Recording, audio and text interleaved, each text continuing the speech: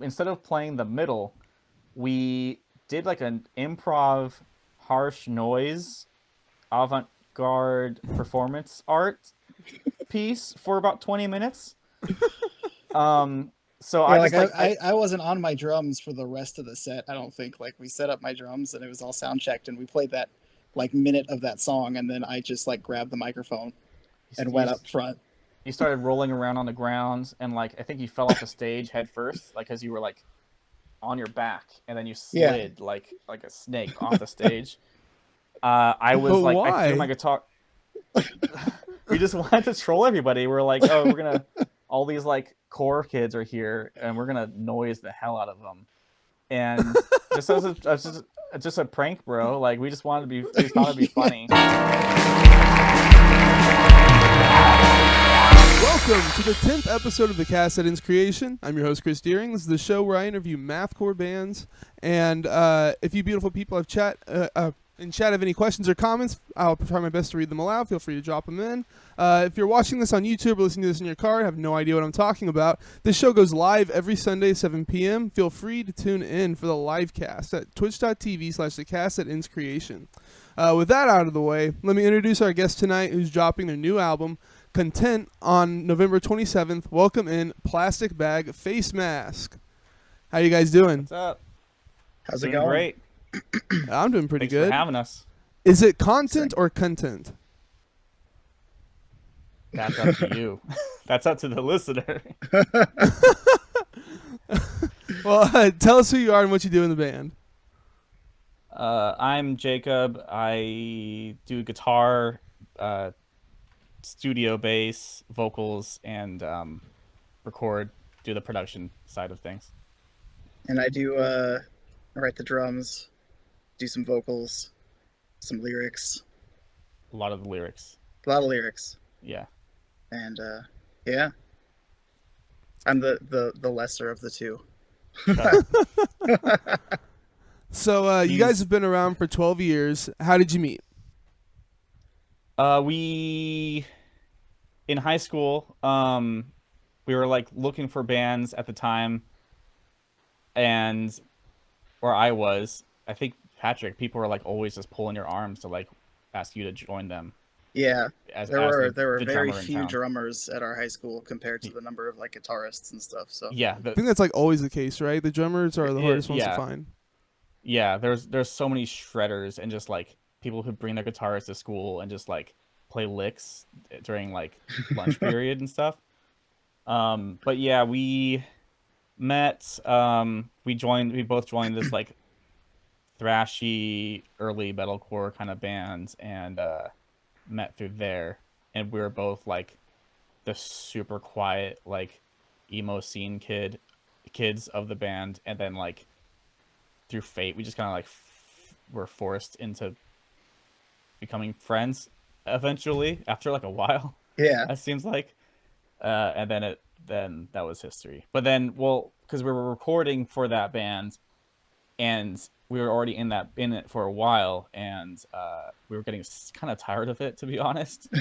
And we wanted to make something new, like a little more exciting. So we made Plastic Bag Facemask. What was the name of that band? It had like 3 or 4 over like a stupidly short period of time. Oh, was it But like one that's of those bands where you guys just met together at some dude's house and like pretended y'all were in a band, or? no. oh no, Well, it was a we real band. yeah, it was a real band. Like we you should have seen our share the stage with list on MySpace. I mean, it was huge because we would always get signed on to those like fests in the state, you know. And so each fest we would get like where we'd play at some shitty side stage, we would add all 30 of those bands to our we've played with list, you know. No, it was real though. We like did some cool stuff, but we just were never content with the name for some reason. But at the end of it, we I was it your idea? Salvage the Departed? Yeah, that That was was my your yeah, that yeah. was yeah. This guy with the wordplay, man. He always does. He's just coming up with stuff. But yeah, that was Salvage the Departed, and nostalgically, I mean, we revisited those songs and kind of like did some like rewrites or just some remixes of them, and it's fun, like upbeat metalcore, like because we weren't the writers for it at all. It was another the older guy to us, our senior, our senior in the band. He was the guitarist and he wrote everything, and he was really influenced by like Trivium, Killswitch Engage, As Lay Dying, that kind of thing. Okay. So you guys just said, fuck this, let's go form our own band, or what happened? Yeah, like If you don't want to get into it, it's all good. I mean, it was gonna be like a little internet side project, and then there was like this big like battle of the bands in Fresno, and they asked both Salvage the Departed and Plasticbag Facemask to play, and that was like our first show as this little side project. And so we got into the dilemma of who do we sell tickets for, because you had to sell tickets that like classic band way, Right. and yeah, and so we were selling tickets. We were selling was... tickets for PBFM, and like it sort of started the conversation for should we kind of go our separate ways, and that's kind of how that went, and it worked out kind of well. Because we didn't start out to like quit the first one, because I think we were recording in my bedroom at the time for Salvage, and then he went home and Patrick was staying the night with me, and we're like, let's just keep going, man. Let's just like come up with something. And I was getting heavy into like the MySpace boom of like Cybergrind DIY one or two man projects at the time, you know, like I was listening to We Came Broken Teeth and Flesh Intoxication, stuff like that, and I was like, we could just do whatever, like the craziest, gnarliest stuff, just ourselves.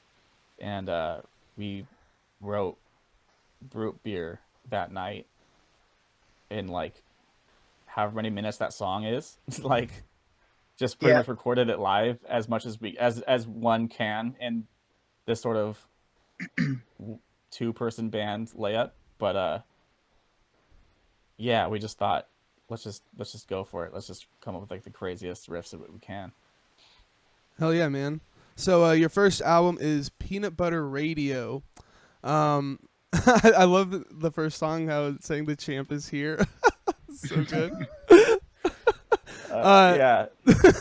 So it definitely sounds like your first one. You know, no offense, the production's not amazing. I can't really talk because my first album, not for the Sound That Ends creation, although that one's not great either, but way back in the day I made some horrible garbage. Yours is way better than mine, but man, I can't.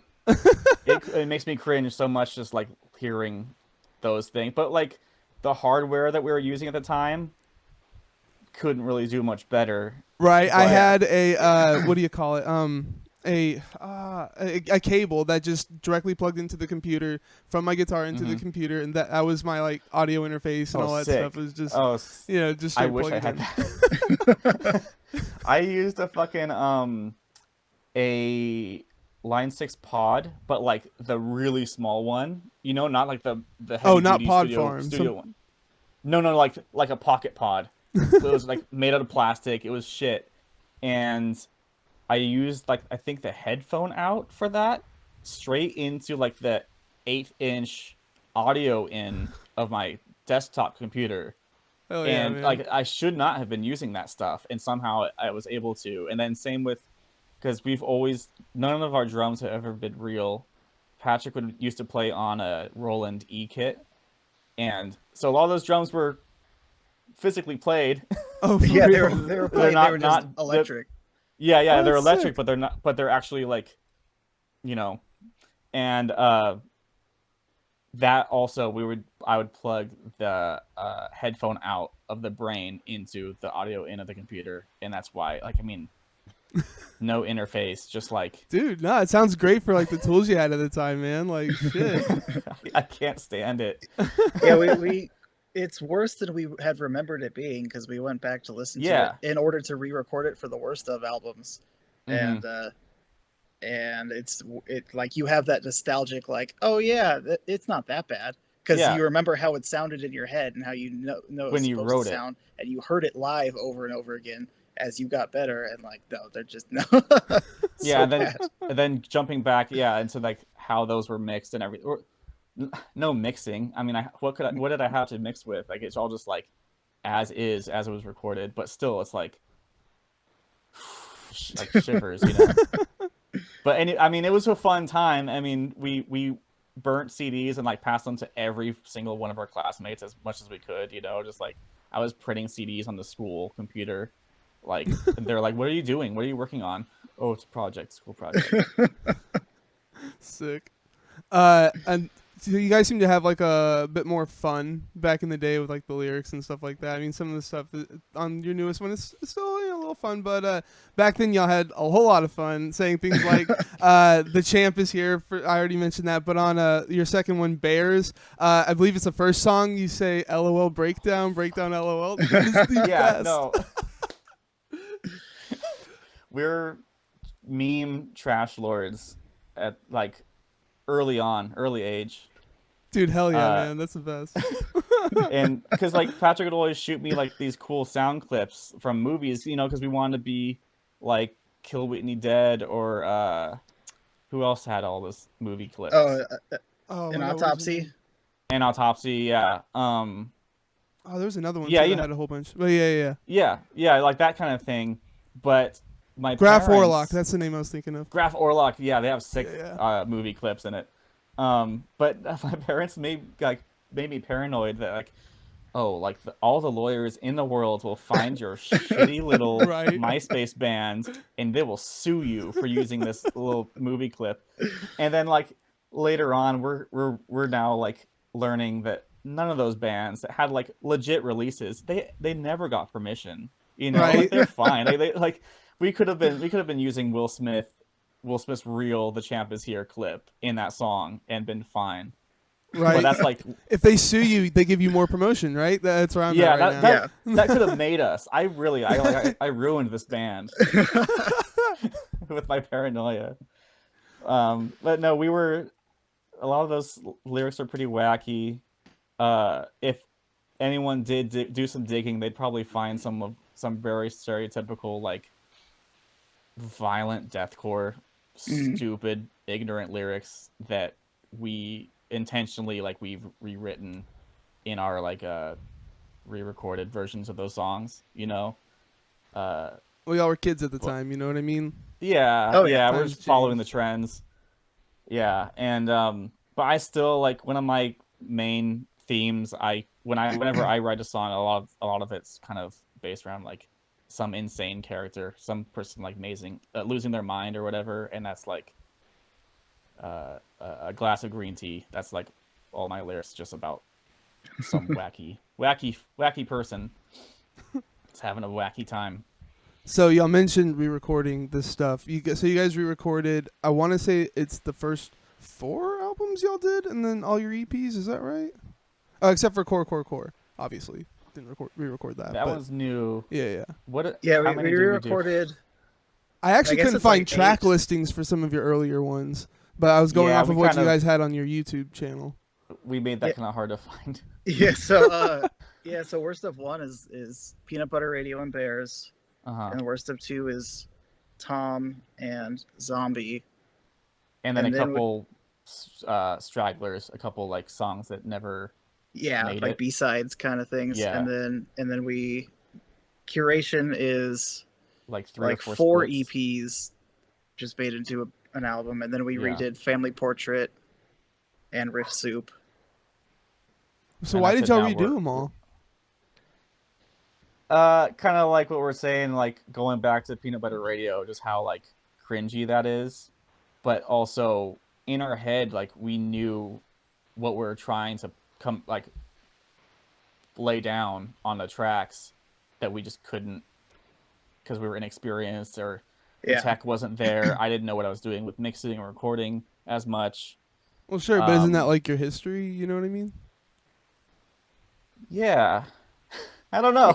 Yeah, Well, like I mean, some of them like the EPs that curation has, like Pangea and the split with Human Trade and stuff. Like we still love those original versions. They're really cool, but they just aren't consistent. Like we did a split with what's Forrest Whitaker and like my vocals I just screamed at this old MacBook, like the in-computer microphone, Yeah, because I yeah. was not near Jacob at the time, and so his vocals sound way different than mine. You can hear like my computer fan in the vote. You No know what I way. mean? So it's like Yeah. it's just like little things like that. We wanted to make all these songs that we really liked Well, actually those sound make good. good stories, though. Is what I'm saying. Like, you know, you Oh could yeah, get oh to yeah. like, talk about Yeah, how like shitty things were back in the day.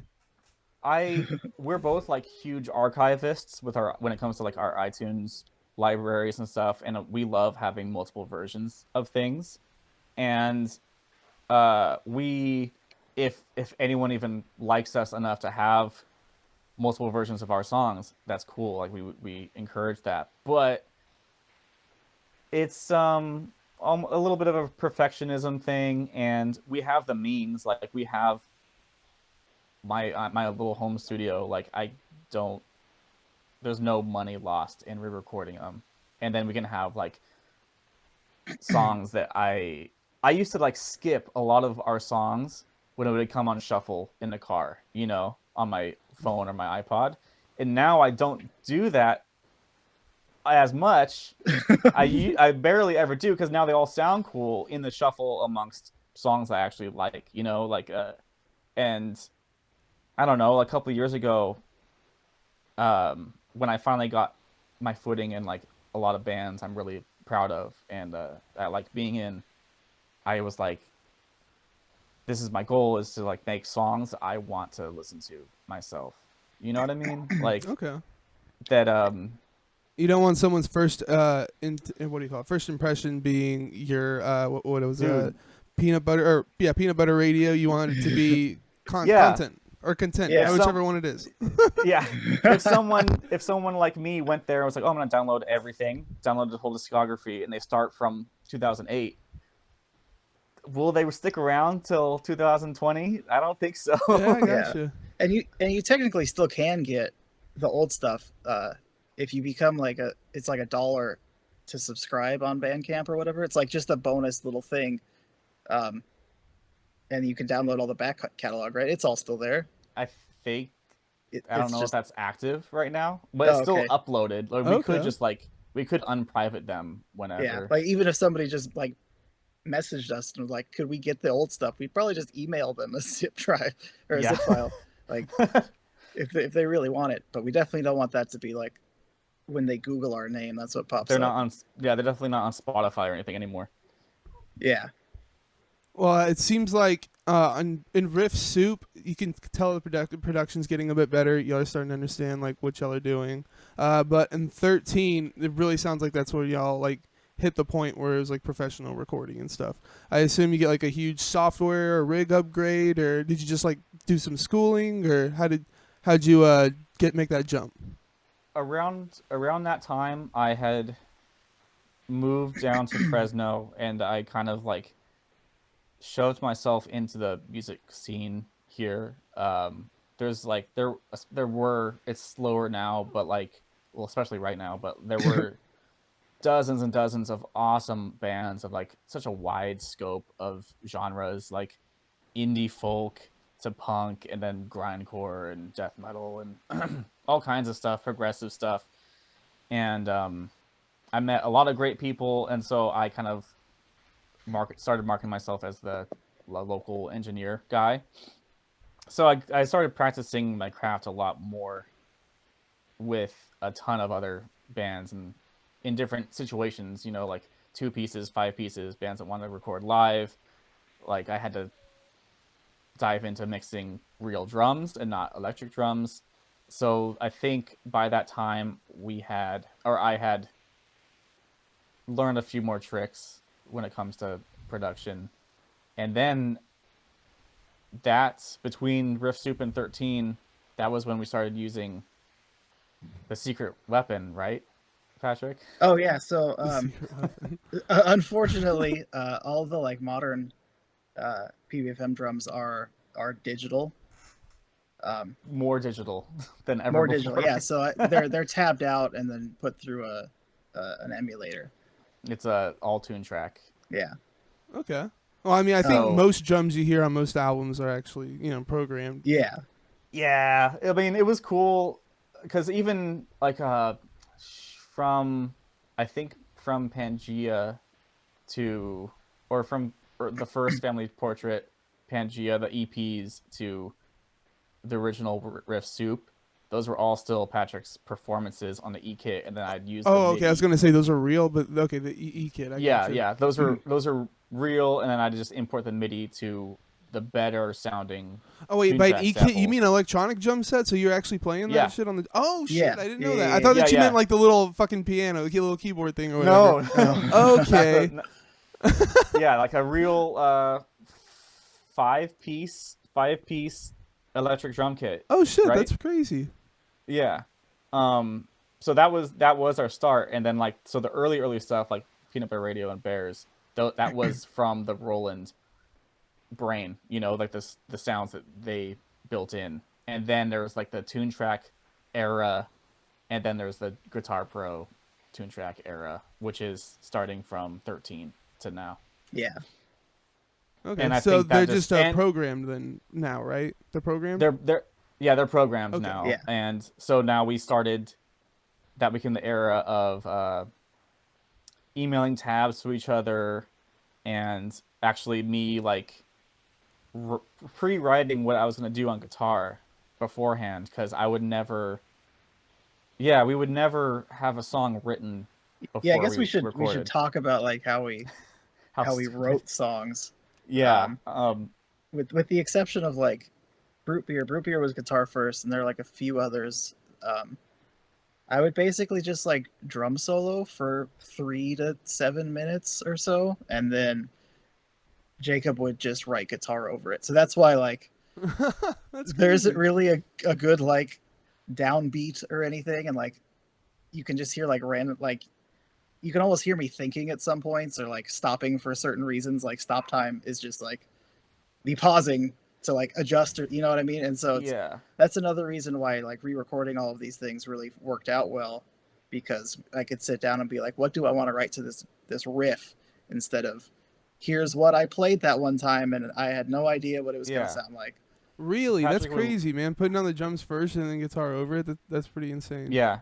He'd literally, you'd have like a riff sort of in your head while you're playing, right? Yeah. Like you would kind of have an idea, like I'm going to play a beat if like to something like this. And he'd just be going, do the transitions in his head, and then I'd come in and I'd hear this beat, and I'd be like, I would not even listen to how long the beat goes. Sometimes I'd be like, oh, this riff would sound sick over this, and then I'd play the riff 3 1/4 times, and then it would transition, and so that's why like those early songs are so awkward and like musically incorrect.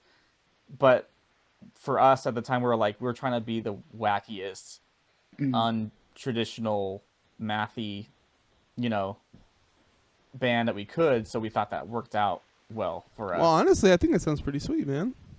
I really like. I don't think that they were bad at all, man. The old recordings. Well, I think thanks. they were. Yeah. I don't think they were bad. It was a stepping point for us. I mean, like it was a lot of those riffs. I mean, I think are pretty rad. Like, I don't think I would have written them without that drum inspiration. Also, at the time, I was so uncomfortable just like playing guitar by myself, and I don't know, like I don't know if anyone else thinks this, but like hearing your solo instrument, it sounds like shit all the time. Like if I'm just jamming, I'm riffing, trying to write something, and I hear a riff, on its own, it just sounds lame. But with all the other puzzle pieces, another guitar on the right side, drums, bass, and vocals, no one's noticing how lame that riff sounds because it is It beefed has like up an by everything aesthetic. else. It's yeah. Yeah, yeah. So having drums there to bring the energy to my stupid DI line 6 guitar tone, it helped, and I was able to write stuff that I probably never would have. And Well, then so how do you guys write now? now it's regular. I feel like Yeah, he writes the guitar out, he tabs it out.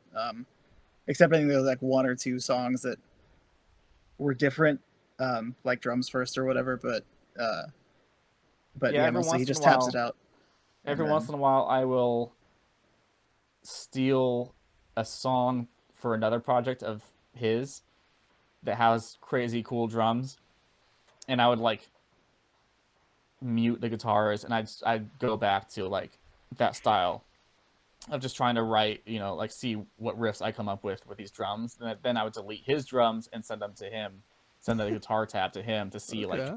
if he can change without noticing. And you didn't, right? I had to yeah, tell you I after the never fact. notice when he does that, so Yeah, I it was like, works by out the pretty way, well. this is based on one of your songs. But Except I'm trying to think though, there are a couple that were like, was it Cyber Nuke? Like there was an import issue or something, I don't think and there was an so issue. I think I did it on purpose. oh yeah, no, it was just like I was like, why can't you import it like this? And he was like, this is why, and it was just this mess of nonsense drums, and I was like, Yeah, okay, write guitar to it. And yeah, it's the because opening track to 13. It came out super well and crazy and some genty. some of yeah before we because in general now I write and tab all the guitars and send them to him. But in 13, when we were transitioning to that style Oh of yeah, writing, you had a lot of leftover beats, like drum tracks that you recorded on the E kit before I got rid of it, that were like saved as MIDI files on Logic. And we didn't record to a click or anything. There was no tempo map. It was just like live, just like like all the flowing, other ones. all like everything else. Yeah. Yeah, And and so yeah, you said something like, "Oh, just import those drums to Logic," and I'm like, it doesn't work because like every other program is dependent on tempo and time signatures and stuff like that. So I can't just import random misplaced MIDI. But I did, and then Guitar Pro,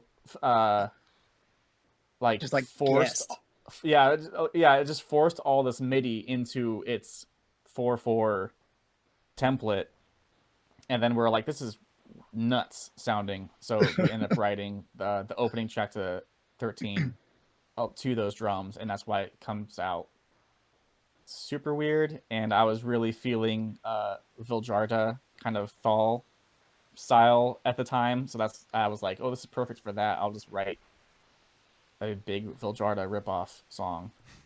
And it is. Yeah, yep. But it's cool. Yeah, I guess 13 and franchise were a little different because you wrote that was the last thing that, or those were the last songs that you wrote guitar over the drums that I'd recorded. But then we had already started doing the Guitar Pro stuff. So after he wrote the songs, I just tabbed out the drums, like we tabbed it out We and refined it. made it Yeah, correct.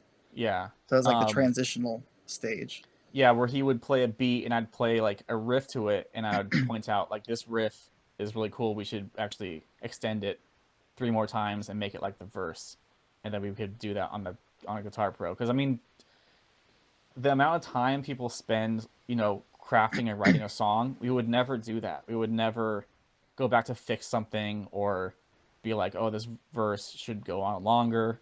We'd Yeah. always just be stuck with like, or we would make ourselves be stuck because we wanted to. We didn't want to, I don't know, have that leeway to songwrite Yeah. appropriately. The only time anything was different was like there's a song on Bear called Dr. Jenkins or whatever, and I would like explicitly have to say there's a chorus in this. Oh And yeah, then so I'd have to follow that rule. and so yeah, so the intention was to have something like repeat.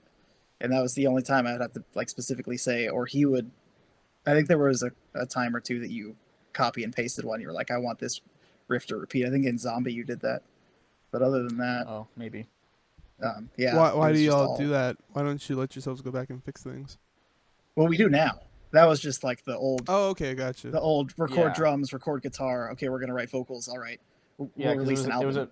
it was a pain in the butt. I mean, if I wanted him to redo a drum part, it would have like start from scratch. I don't know. Yeah. And we didn't have the patience at the time. We thought we could get away with like anything because we were kids.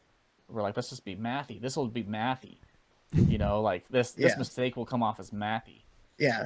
And and And I don't know, like they probably weren't necessarily fixes, but like a songwriting thing, like this riff would be cool repeated. And I think the DAW I was using at the time wouldn't even have like a crossfade edit, you know? So if I did copy and paste a drum, it'd be super noticeable, you know, because they weren't even like multi-track at the time. And it was just like I don't know, it was a lot of immature reasons. Yeah. But now I feel like we're probably very traditional, normal when it comes to our songwriting, especially for the modern day. Everything's tabbed, everything's like pre-prod, and like we demo everything, listen to it, and we work it out. And I think it's pretty smooth now, the process that we have. Oh yeah, sounds super professional. I'm surprised you guys aren't actually bigger than y'all are. Like this sounds like something that should be, put up by like a big label or whatever. This is a really good production value. It's insane. Thank you. I don't know. I just think we're just hard to market. I mean, we would never market. I'm so terrible. I'm terrible at like internet presence and knowing how to reach people. So for content, we're actually like we're putting the money down and we're working with Eli Helen from Von Lens and to do our PR for us. And so it's awesome. He's has like the premieres scheduled, and he has the websites doing exclusive streaming and stuff like that. Yeah, I saw y'all were on No Clean Singing. That's actually kind of a big deal. Yeah, yeah. I still that's get awesome. hits from whenever they covered like my second or third album, whichever one. I still get hits from that, from like the web, from like today. I still get hits. Like from that. It's crazy. Like people are still like going to that old page. Yeah. They posted. Yeah, that's great. Yeah, so I mean, hopefully this brings in a new wave of people. Like we do, like it's pretty amazing for how old. I mean, we've gone years kind of having our friends be our fans. And even then, not really. They're just our friends being nice. But like now it was good. Like you didn't listen to it. Great job, But now with thanks to Bandcamp and how easy it is to like get your music out there, and then now that we're on Spotify and stuff, we're getting like a fan base that's freaking awesome. I mean, like they're responsive and get like leaving comments instead of just like, I mean, did you ever have like back in the day you get like hundreds, maybe even 1,000 downloads off something, but you'd never hear feedback. You never would know like where these downloads are coming from, and you never know who is actually listening to you. That was us for like a really long time. We would be like, who are we? It was all Russia. They were all in Russia. Yeah, we'd always see our music getting pirated and put on like Russian torrent websites, even though our music's always for free anyway. But now people like they leave feedback and they comment on his YouTube videos and stuff like that, and it's great. I mean, it feels great. I don't get enough of it. Yeah, you got like 2.2K subscribers or something on YouTube? Yeah. That's pretty insane, man. Yeah. Yeah. I think most of that's for because I post a lot of music. I post as much music as I can. Other music. Oh, yeah. Okay. And then our music gets thrown in there too, and then people are like, "Oh, what's this?" And sometimes it works out. But then like he'll show me like the screen caps of the comments and like, oh, people were talking about 13 or Riff Soup or whatever, and it's great. Like we really appreciate it, and we have like a handful of people that await a release, and then when it comes out, they're like, I've been waiting for this shit, man. This sounds great. it's freaking cool. Yeah, that's awesome, man. Yeah. So again, Pizza Sushi Roll in chat is saying that you guys broke up in 2011. What happened? I didn't hear about this. Oh, well, yeah, that was when we stopped playing shows. Like we played a lot of shows, like all the time, and it was just very stressful and exhausting because, I mean, we weren't getting a whole lot of feedback. We weren't like, it was just a lot more strain and effort than like felt worth it, and we were wanting to write like more studio songs too, like songs that didn't have to be played live, but we kind of felt obligated to play some stuff live. Yeah. And so we took like maybe a 6-month break, if I that. And then we were just like, well, let's just do it online. We don't have to do shows. Right, Just I was yeah, gonna say I didn't see a gap in like your your like albums and stuff. It seemed like y'all were mhm. always going on that, so I was like, wait, what? They broke up? And that was what Zombie was. That was literally coming back from the dead to release Zombie, because I remember coming. I don't know if it was coming home from one of our shows or another show where I was just thinking about how it sucks for us to play live when I was watching other bands be awesome at it.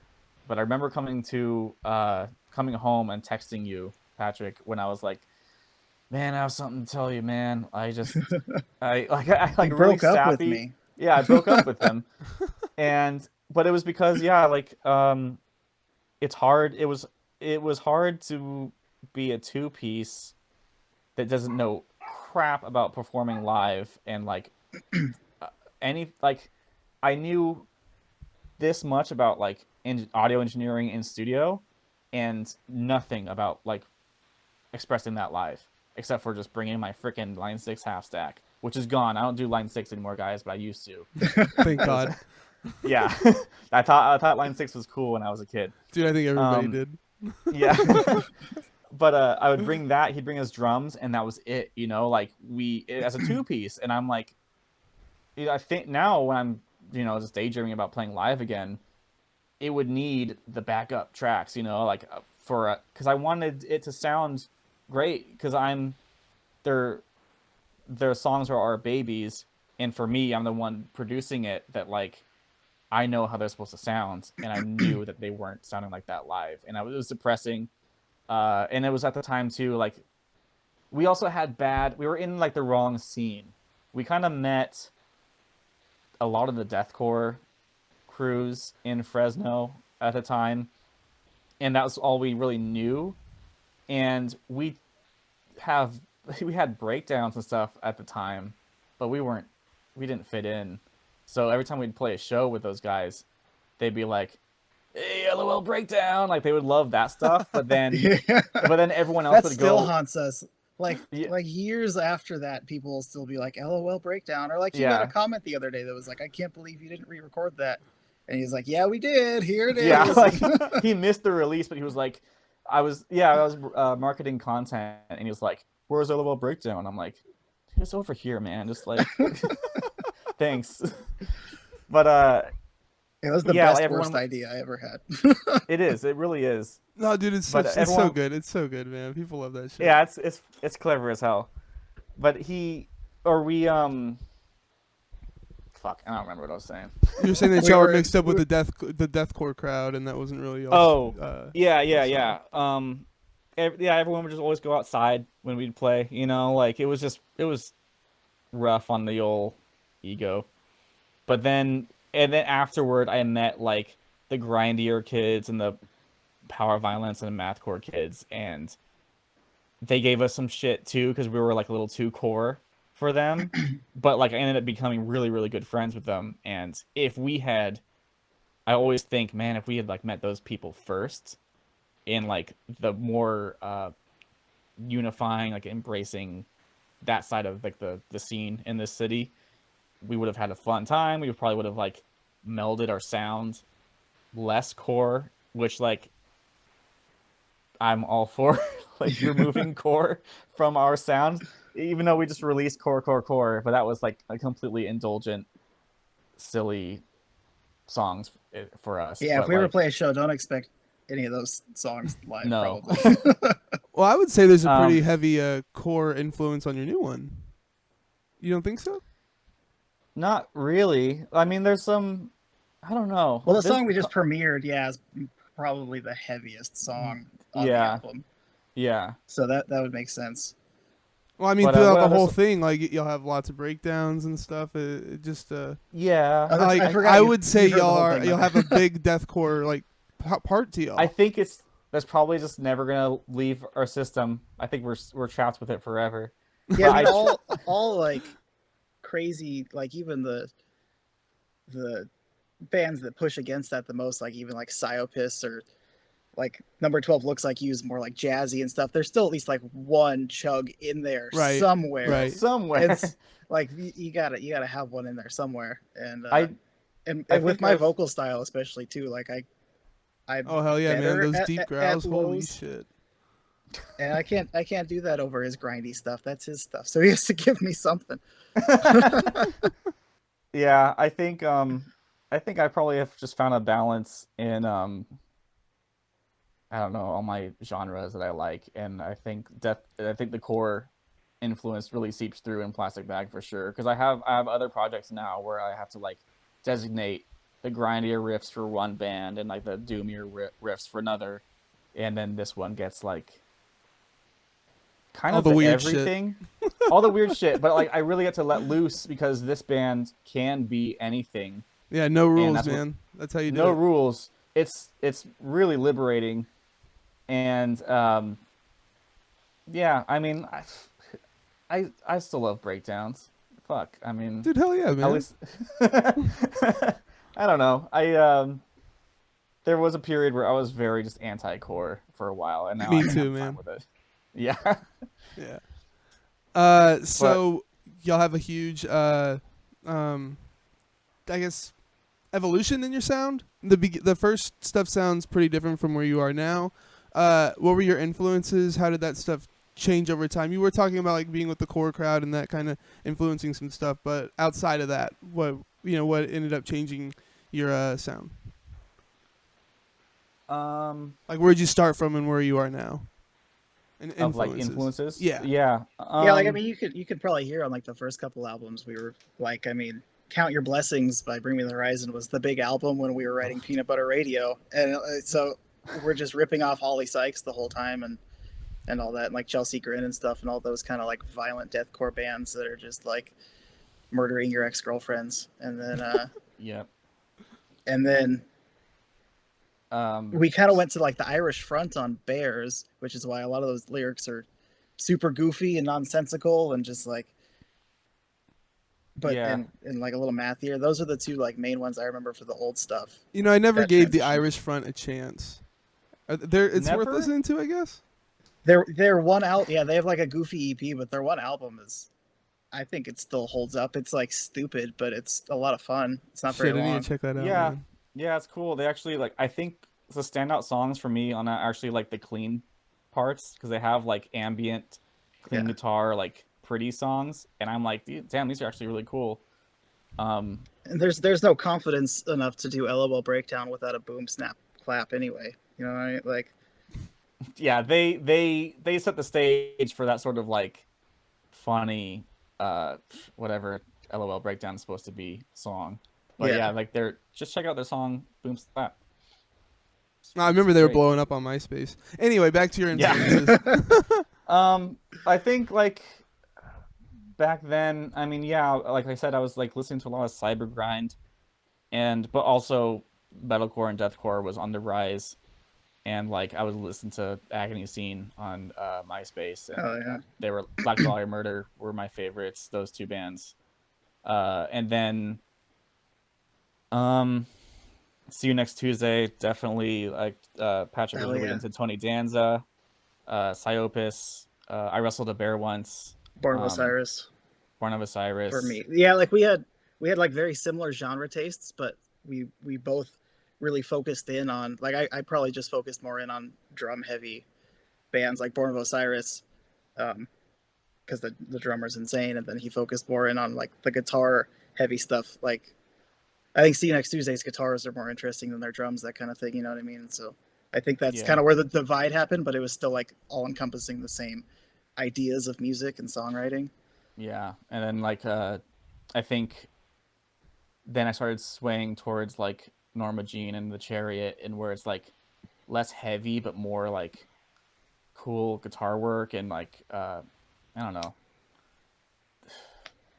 punkier, I guess is like a dumb way to say it, but like it kind of gets a little more raw than like super death metal-y produced, you know? And More then emotional. Mm-hmm. yeah, yeah. And then when I moved down here, I started listening to like a lot of like scrams, screamo and stuff like that, and then uh, then I just got into black metal and sludge and like the influences. I don't even know like specifics anymore because it's like Right. so wide. And because I'd always be like, man, this album's awesome, Patrick. You need to check this out because I really want to fucking rip this off in the next album. And we like we'd always set out for a sound, and we would never get that sound. We'd end up somewhere else. Yeah, like But if I did drums, I'd be like, okay, this is gonna be like this song, and the first 30 seconds would be like clearly influenced by that band, and then I'd run out of ideas, and I just do like whatever I was gonna do anyway. And so it never focused in like that. yeah, like I don't know. We'd try and be like, let's do a Beneath the Massacre song, or let's do a Born of Osiris song, and then realize, oh, we can't actually play that shit. So, uh, and So then, what are y'all like, currently listening to then? What are some of like the bands that are just coming out that y'all are jamming? This year sucks for me because I'm staying home, and I'd always listen to music in the car in my commute, and so now I'm like, dude, I'll download this, I'll buy this, I'll listen to it someday, So I'm I'm really behind, but I've been in a really deep black metal and doom thing for the last couple of years. Interesting. Which You couldn't really tell from what y'all just put out. Like no, there's that a I little bit really of the just sludginess in there, but really yeah, couldn't tell like black metal and stuff. a lot of that influence goes into my other bands. But I don't know. Like we're always looking at like cool math stuff. Like I'm really happy that like the noisy like dissonant chord playing chuggy bands are like that metalcore revival is coming back with like Buried But Still Breathing and See you, Steve Space Cowboy. Like that stuff is, I think that actually that revelation right now. That is kind of actually what made me think that stuff can be cool again. And that's probably why there are more chugs and more breakdowns in like content and whatever the last shit released was. Like because bands are doing Sepulchre and Core, yeah. yeah, like because they're doing it, and I'm like, you know what? Yeah, that gives me like the confidence that's like it's fine. You can just play whatever breakdowns you want. Everyone else is doing it. It gave you And the go ahead. yeah. We've come full circle basically. Like Yeah, it's full circle. we started out with that, and then like that stopped being popular, and so we just like kind of did our thing, and then it's coming back, and so we're like, oh yeah, we could do that again. Yeah. Right. The whole music scene's come full circle. It's not just you guys. Yeah. And like I don't know, a lot of my favorites right now are like Plebeian Grandstand, which is like kind of a blackened hardcore band from France, and then Monarch, also from France. They just play like doom, like really like ambient doom, and LLNN, a lot of stuff that like again like it doesn't really seep into our sound as much, which is weird. So I don't really have a pleasing answer for that. What was the last album you listened to? The last album I listened to? Yeah. Fucking Cranial Contamination. No, wait, that's the band name. See, I'm really working on trying to listen to everything I got from this year so I can make a 2020 list at the end of the year. And so I made a playlist. So okay. Yeah, so I listened to Cranial Contamination's album Into the Warp. I listened to Childish Gambino's album like a couple days ago. ACXDC dropped an awesome album at the beginning of the year, and that sounds great. Super solid grind album. But yeah, I'm in the C's right now, so I have a long way to go to listen to everything else that came out this year. What about you, Patrick? What you listening to now? Like what are the current influences? My answer is like way less satisfying because I feel like I listen to not that much metal anymore. Even like Okay. I have like the main staples, but like I'm just going through my recently added on my phone trying to come up with an answer. Like I have the new Sam Smith album. Like Oh, Sam Smith is amazing. yeah, but like I think the last full album I listened to was like Cardi B's album. Like I listen to a lot of pop and rap, and so Yeah, and Okay. then there's like a because we mainstay band that'll come out with an album, and I'll be like, yes. So like the new Within the Ruins album, I'm excited for. But yeah but he yeah, we share our library, our attendance library kind of together. So he'll always send me fucking like Cardi B and Nicki Minaj and stuff like that, and all these like other like singer songwriter women that I have never heard of, and I probably never And will. you're just like, And what the hell then is this, huh? yeah, but then I'll be like sending him all this like super obscure, disgusting, raw sounding black metal stuff from like the corners of some icy layer somewhere, and he'll probably never listen to that either. But our iTunes libraries are very large because of that. So yeah, like mine is 126 days long. yeah, Jesus. yeah, So there's no way I'm listening to all of that no. ever in my life. So what about in terms of like your vocals and drumming inspiration and stuff? Are there bands that really gave you inspiration to do this? Um, yeah, like number 12 looks like you is probably my favorite band, and like they've had three drummers and all of them are amazing, and you know, we mentioned Born of Osiris. Cameron from Born of Osiris was like a huge uh because I used to just like play along to albums a lot. That's how I'd practice, and so I just like play along to Born of Osiris over and over and over again, and and bands like that. But I mean, I grew up more like I honestly hadn't listened to metal until we started that Salvage the Departed band. Like I had no idea about anything. Like they even asked me like, "Oh, can you do a blast beat?" And I was like, "Uh-huh." And I had no idea what that meant. Like you had just bought a double bass pedal like almost like the day of, right?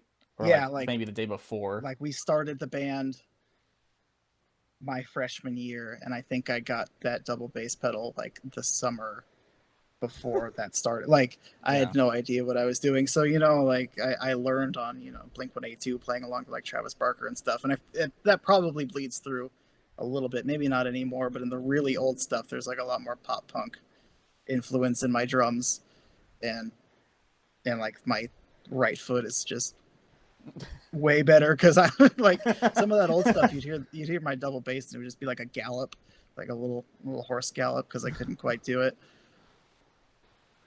So Yeah, we were it's talking about it's some tough. newer things y'all were jamming. What about your guests that are on your new album? You got yours truly, of course. Ellie Helin from Fond Limbs. I'm not quite sure Yeah. who everyone else is though. If you wanted to break it down. Yeah, we it's hard to get guests, man. I mean, I appreciate you. Like you were like, "Oh yeah, I'll get it to you tomorrow." You know, like that was Hell fucking yeah, man. awesome.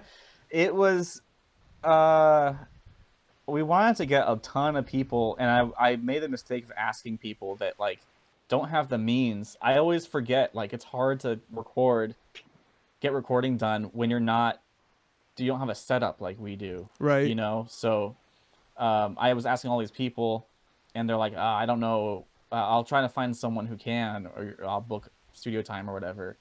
And then the pandemic hit, and then they're like, I don't think I'll be able to go anywhere to get that done, you know? So we hit up, I like had to look into the scene again and see who makes DIY stuff, who's like us, and that makes stuff like at their home. And that worked out great. You know, we met the band Thought Crime, who's also dropping their new EP pretty soon. That and Mara Jade gave us her vocals. They're awesome, and I thought Black Crimes EP came out already. I think no, it's just pre-order. Oh, okay. Oh, maybe that's what it was. I remember seeing Yeah, the post that was like, buy it on Bandcamp Friday, but pre-order makes sense. That Yeah, I makes still sense. need to yeah, check those guys out. yeah. They're awesome. Um, and then one another guest vocalist is Daniel Dominguez from. He's actually a local guy, and he's in a hardcore band called Farouk that are like nuts because like they're pretty like typical kind of moshcore. I don't know really what you call that, but when I hear that kind of hardcore, I think of like guys in like gym shorts, and they're just like mean mugging all the time, and they're like ready to get in the pit and punch someone. But they're the most like yeah, they're like the most positive, like friendliest guys in the world. And but when you listen to especially their latest album, it's crazy. Like it's mathier than like I feel like we can ever hope to be. Like there's so many like cool pauses and like crazy licks that they do, all while like being so fucking tough, you know. And like I mean, he was another one too. He was like, yeah, I'll just give me the clip of where you want me to do vocals, and he just sent us this track of like all these beautiful layers of like highs and lows and everything. And yeah, did you say there was like even like a choir sample in the background or something, like buried way deep if you look at all the layers of it? Yeah, like there's like I don't Really? think it's a sample. I think it's actually him like singing, or because it's like it's goes along with the lyrics. So like yeah, it's like I tried to boost it as much as I could because like the wall of sound, guitars and drums like kind of drowned it out. But it's like there's a ton of elements in his guest vocal. It's on what track is that? 5, I think. Yeah, 5. Yeah. Yeah. He has the final spazzy riff of track 5, and that one's great. Who else did we get? Oh, we got he's going by the name Yaku, I think, right now. And he's on track 2 on Content, and he's this guy from not Russia, but It looked like it was in Russian. I saw the lyrics. It looked like it was Russian. It is Russian, but it's a neighboring country next to Russia. Okay, a neighboring country. the Ukraine. But that's one of them. That's the one we all know, right? It has to be. Yeah, that's the popular one. He was in a band called I Am a Preacher, and they had an album come out that just sounds super fucking cool. Like it's really like kind of blackened, less blackened and more hardcore. And the Russian, or his vocal style maybe is mostly that, but I feel like Russian lyrics just sound so sick, like super evil and dark and metal, you know. So I reached out to him on Instagram. I totally didn't think like he would be down, but I did see that he was like a studio kid like me.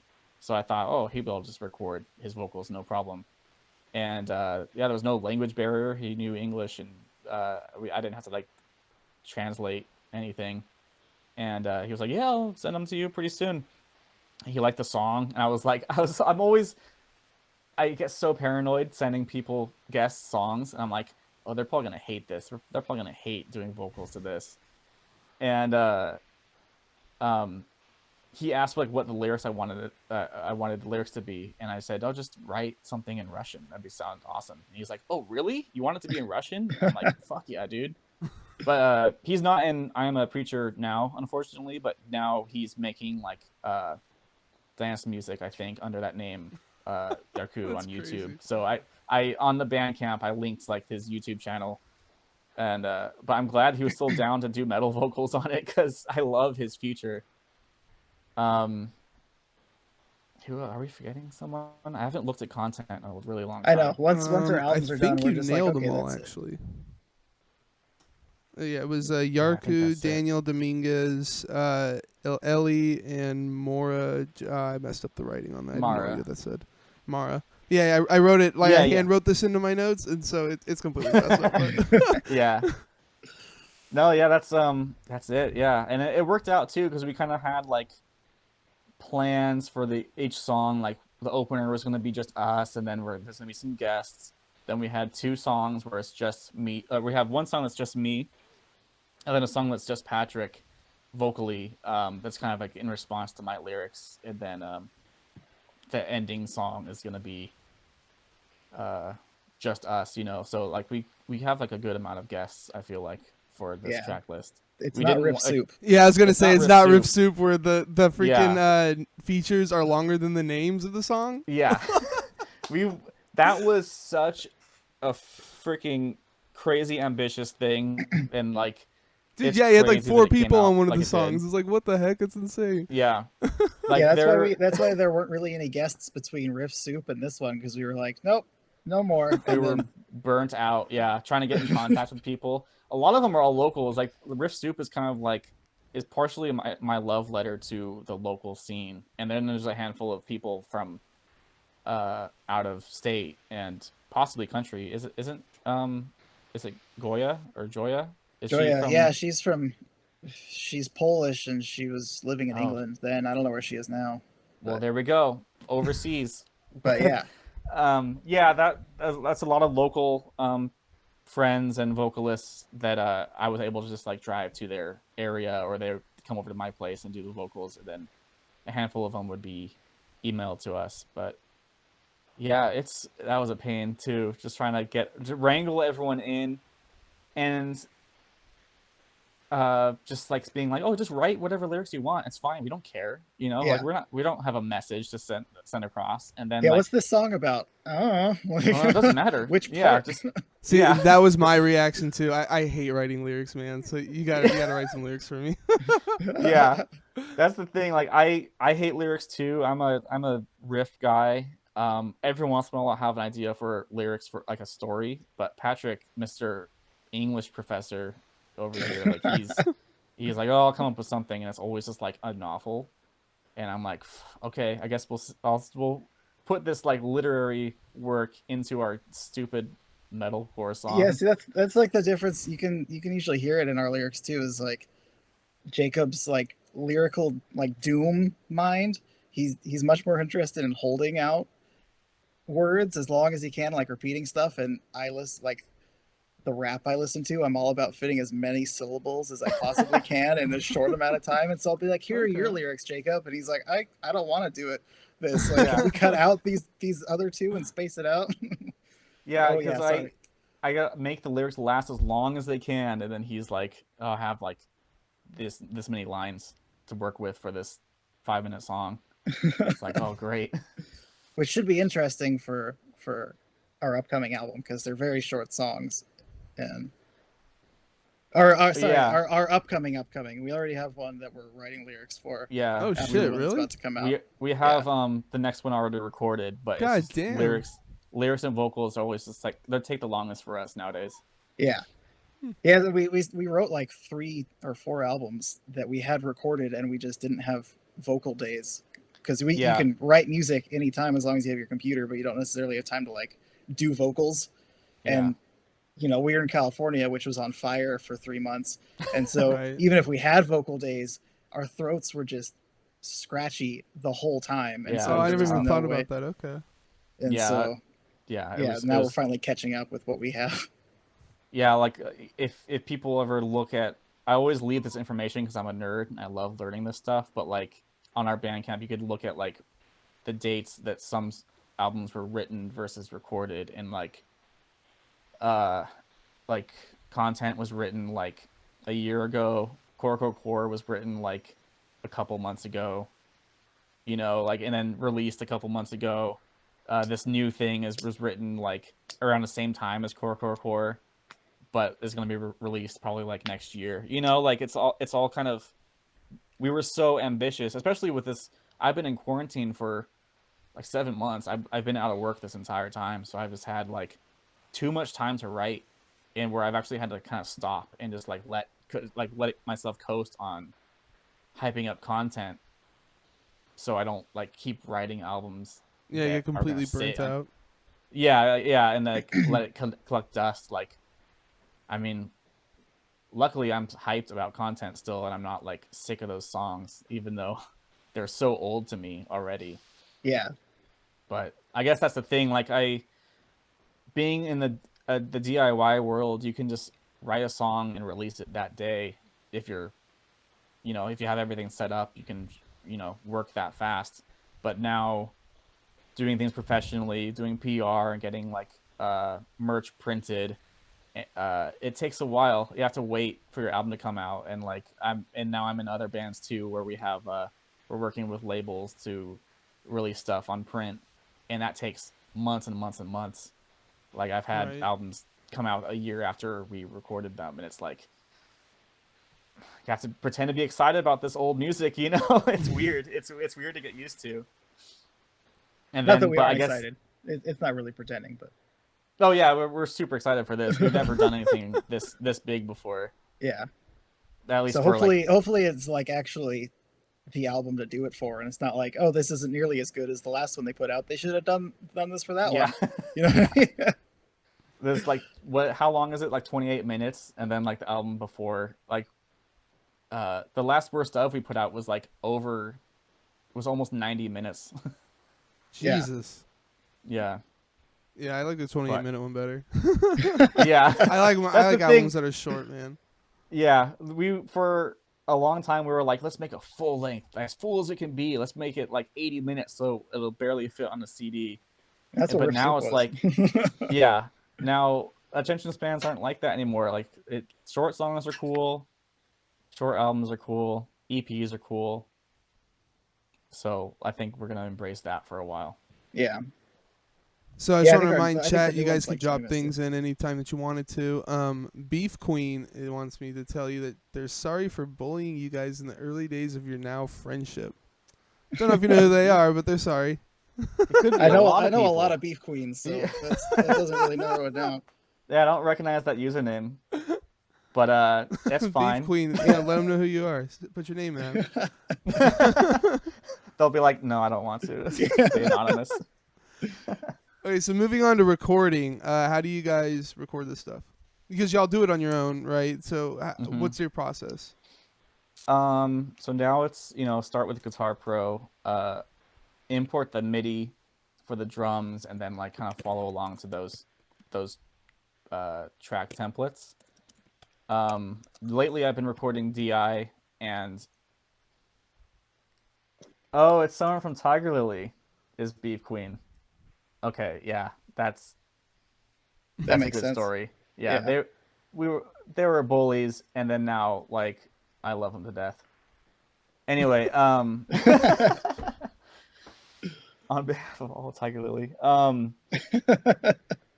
what?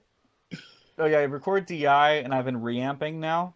So just to make it like instead of having all my neighbors hear all the feedback of like in between takes, so it's just clean, just record the song as is. I feel like that's better too, just in case it's like, maybe Yeah. you mic'd your amp up wrong or something like that, Yeah, easy to edit a clean take, then record the perfect thing later on. And then Patrick used to come over to my place to record vocals, but since he moved back home and And with like the going to pandemic and school, everything too, like pandemic and it's everything. weird going somewhere else. Yeah, so we got him set up with almost a similar, pretty much the same. All your like, old shit, basically. Yeah, the same mic setup, like same interface, like a small one just for like one vocal mic, and we're able to do our vocals wherever, and that's pretty much it. Do you have any Really tips for people simple. doing this on their own? Oh shit! Like, would you wish that you knew back in the day that you know now? I wish I knew about MIDI. I wish I knew about TuneTrack. Dude, I fucking 'cause- love that stuff too, man. Easy Drummer, Yeah. Easy Mix. E- Cannot yeah. recommend those programs highly enough. No way. Is that what y'all like- use, Easy Mix, or do you No, actually I'm, know what you're doing? I'm 'Cause I using don't. I'm using Superior Drummer, and because Superior Drummer 3 is just incredible, and some of their latest sound sample packs are really great, and then I use Isotope mixing products like Neuron or whatever, and like Ozone for mastering, which is basically like Easy Mix, because now they have like features where you press a button and it listens to your audio and it's like, I think this is what it needs to sound better, and then you just tweak it from there. Oh shit, really I need to cool. check that out, man. It's incredible. And then it's basically like I use that. I have some other stock plugins and like other third-party plugins I bought, and then these fucking Shure headphones that I use a SonarWorks EQ thing plug-in that like flattens off the EQ level of the headphones to where it's a better reference mixing Oh, nice. sound. You know what I mean? Yeah, yeah. So it doles out the color. the color. Yeah, it decolors the headphones, and so now it's like these are like my favorite mixing headphones ever. So I feel like you need a good. Everyone says this: good mixing headphones or monitors that you trust, and if you can flatten them as much as you can, freaking do it. And then I wish I just knew about the plugins. I wish I knew about like better drums and I don't know. I feel like there's so much out there now. Like there's so many great like interfaces that are small, cheap. You plug in your computer. Like Right. computers are built for this sort of work now. Any kind of laptop, it just needs a USB cable to connect like an instrument to it, and then and there's so many crazy things like amp sims. Like anyone can, like for our demos, we just use amp sims. Until we get to the real deal to record an amp. Because What do y'all use for the album, the actual album? What kind of sims do y'all use? I actually use my real. I have what direction is this? You can see the corner of my orange in my Emperor cab. Oh, I thought that Like you did DI. For tracking, and then I reamp for recording. Wait, so you put it through the amp and you mic that amp whenever you're doing the real thing? Oh, okay, I got you. I have the DI track output into the amp. Gotcha. Yeah, and then I just leave the room and my amp is playing what sounds like insane music, and I wonder what my neighbors think, like I'm some like prodigy, and I'm like, I can't play this shit without doing like a million takes, Like once every 6 months he plays guitar and it's just amazing. Like, yeah. Yeah, and then for bass though, bass is always an amp sim for me. I've been using Joey. I use Easy Mix. I've been using Joey Sturgis's Hellraiser for a while, and then I just got Neural DSP's one of their cool bass Parallax, I think, their bass amp plugin, even though now that's like broken for me and it like doesn't work anymore. I don't know why. So every time I put in that amp sim, it just like makes everything go into the red, and then Logic crashes. So nice. I guess I don't use that anymore. Whatever. And then because I'm all for really natural, recordings and mixing techniques, but it's digital drums. I know that we can't really get as natural as possible. And I know that some of the mixing plugins are like too digital, but I think it sounds good. It works. It does. It sounds really, really professional. Like you really nailed it. Thank you. I mean, yeah, check out Isotope. Dude, I need to. Great. Holy shit. If that's what you're using, I'm down. It cuts your work time in half at least. Right. I remember I would spend like at least a month every album trying to get it mixed and mastered correctly, like taking a mix that sounds really good and out of my studio speakers, and then taking it out to my car and just wanting to kill myself because it sounded completely different. Yeah. It's like banging your head up against the steering wheel like, you need to get the SonarWorks plugin too, because you just put that at the end of your mastering chain and it flattens your headphones, and you load up whatever headphone you're using. And once I did that, I would take a mix to the car and I'd be like, am I done? Am I done already? Because it's just, you start mixing to the flattened curve and it comes out perfect. Like, it's really crazy. It just sucks for us because we have so many weird things in our songs, like different vocal styles, and like Patrick's vocals are so different from mine that I have to adjust I'm like the levels half so as much. loud as him. Like when we would record at his place at the same time, it'd be like, okay, got to turn the mic way up for you. And then like, really? And then Yeah. his is a lot more from the chest and mine's a lot more from the throat. At least our really heavy vocals. My yells are probably closer to our his, typical screams. I think his yells are like definitely louder than mine. But That's it's wild. for complicated songs like ours, like it takes a while to mix and master. But if I have a straightforward like just guitar, bass, drums, and like a consistent vocal, I can mix that shit in like a day. Like with these plugins, it's pretty great. So if I could talk to young me, I totally would say that, and I would say get those credit cards. get the credit cards that don't give you interest, because that's been a blessing. Because it's to not have life debt, but just like, just pay off this cool guitar you got for like on your own time. No worries. Maybe that's not good Okay. advice. Maybe I Okay. shouldn't. I was kind of say wondering. that. Yeah, get credit cards is not the advice you want to give to the young people. Not any credit card. Get the nice, friendly credit cards that I get, because yeah. Alrighty. So you guys Yeah, have a moving few on. side projects. Patrick, you've got Shrug, which I couldn't find any information on like at all. So why don't you tell us what Shrug is? Shrug is basically just like the reverse PBFM. So Jacob does the drums and I do the guitar, and it was Oh. just like it was like a way to make me like learn and practice and write guitar stuff, and then and also an easier way to play shows because we occasionally get the show itch, and those are songs that are so simple that it'd be impossible not to play them live almost compared to like the PBFM ones, and so it was just a lot easier. Where's the music Even located? though- I couldn't find it on Bandcamp. Well, I mean, there's a couple of bands named Shrug, and they were probably, pushing you out of the search or whatever. But yeah, where's that stuff at? What is the URL? Is it shrugcalifornia.bandcamp.com? I think it's like Shruggy.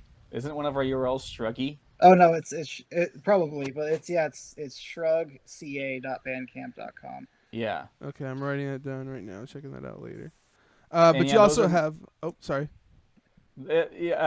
Like you said, like they are simpler, a little more like punk sounding songs. So you can play it as a 2-piece easily. There's not like a whole lot of heavy production and instrumentation going on. Except I suck at playing drums, so And I suck at playing guitar, and so that's why it worked out well. But you can suck at playing guitar and still look cool and like fake it, yeah. Fake it. Playing drums bad live is miserable. So I mean, You don't have to tell me, man. And this is the one that y'all take to shows instead of Plasticbag Facemask, like the one y'all been working on. You're taking this other one. Yeah, because it's so easy. It I got you. you. But It it's sounds just funny. bad in general. We'd rather mess up these songs that we don't care about than mess up the songs that we're like, oh, this is so good. We don't want to mess this up. It was fun. I just remember the very first show that we did, I did like the awesome intro, and then there's this count-in where I'm riding the kick drum for a while, and then it drops and I'm supposed to like hit the crashes, and I dropped the sticks, and so like you like launched the stick. Launched the stick across the room. Yeah, so then the entire song started off like awful, and that was our first show. Yeah, it was great. Of course it was. I'm not a natural drummer at all. But anyway, yeah. Moving on. So you've also got Time Bomb. It's like I guess experimental grind is how you would call it, or? Yeah, it's like there's some mathy stuff and some deathcore stuff. Like it's heavier than PBFM and a little more straightforward. And it's just something that I like. When I'm bored, I dick around on Guitar Pro and write some crazy stuff. And when I have enough for like an EP or an album, I'm like, okay, here's an album, and then just record it, and it gives me something to do. Like especially when because Jacob has however many other bands, and so it gives me something to do if there's like a deficit of PBFM, which there hasn't been in a long time. But if there's ever like a time where he's working on a bunch of other projects, but I'm craving music, I have all that time, then I can do that. Yeah, that's all. It's really been impressive because I mean, his Time Bomb, in one name or another, is actually really old, and there's some peanut butter radio quality sounding in recordings. In recordings, it sounds like it's like that era. You know what I mean? Like that kind of production. But since Guitar Pro, and he's been writing like the craziest stuff, and getting a lot of, I'm not saying this in any bad way, but getting a lot of attention like drawn away from PBFM, it seems like, because Time Bomb is like legitimately like and deserving. It's gnarlier, it's crazier. Like he's writing like come from a drummer's perspective, like crazy guitar licks that are impossible, like physically impossible to play. Yeah. And Like then, if you look at any of the tabs, they're all on Ultimate Guitar, I think, and it's like you couldn't play this. Like somebody probably could, but yeah, nobody normal. So it's yeah, it's guitar MIDI like fed through an amp or something then, or how are you it recording wasn't. it? I At first he asked me to like record it for him, so I'd be the session guitarist, and I'd be like, Patrick, I'm gonna fucking kill you. Like I can't believe you're making me record this shit. Like, because I would have to do like, pause, move my hands this side of the neck, and then like splice all these takes together. It actually though it made Swan Song, which is like the album that everybody has heard from me. If you've heard the band, it made that better because the EP before that I made Jacob do that, or Jacob voluntarily did that. I didn't like hold a gun to his head, but and I was like I felt bad, and so I wrote a bunch of piano leads. Like there's a bunch of piano in that album because I didn't want to make Jacob play all the guitar for it, and so Right. the piano was to like alleviate the stress of some of those leads and crazier things, and Yeah. it actually came out cool because now there's just like a bunch of piano in this like kind of tech death album, or not tech death, that's probably not right, but progressive deathcore. Crazy. Now that you mention shit. it, yeah.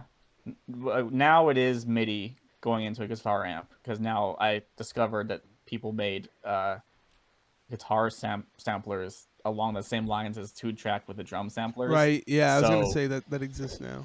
yeah, I didn't even know that existed. So now I can just take all of his crazy songs, his compositions, and just dump it on my computer, and then it's recorded. You know. Right. So, dude, it's crazy what you could do nowadays with all these different programs and stuff.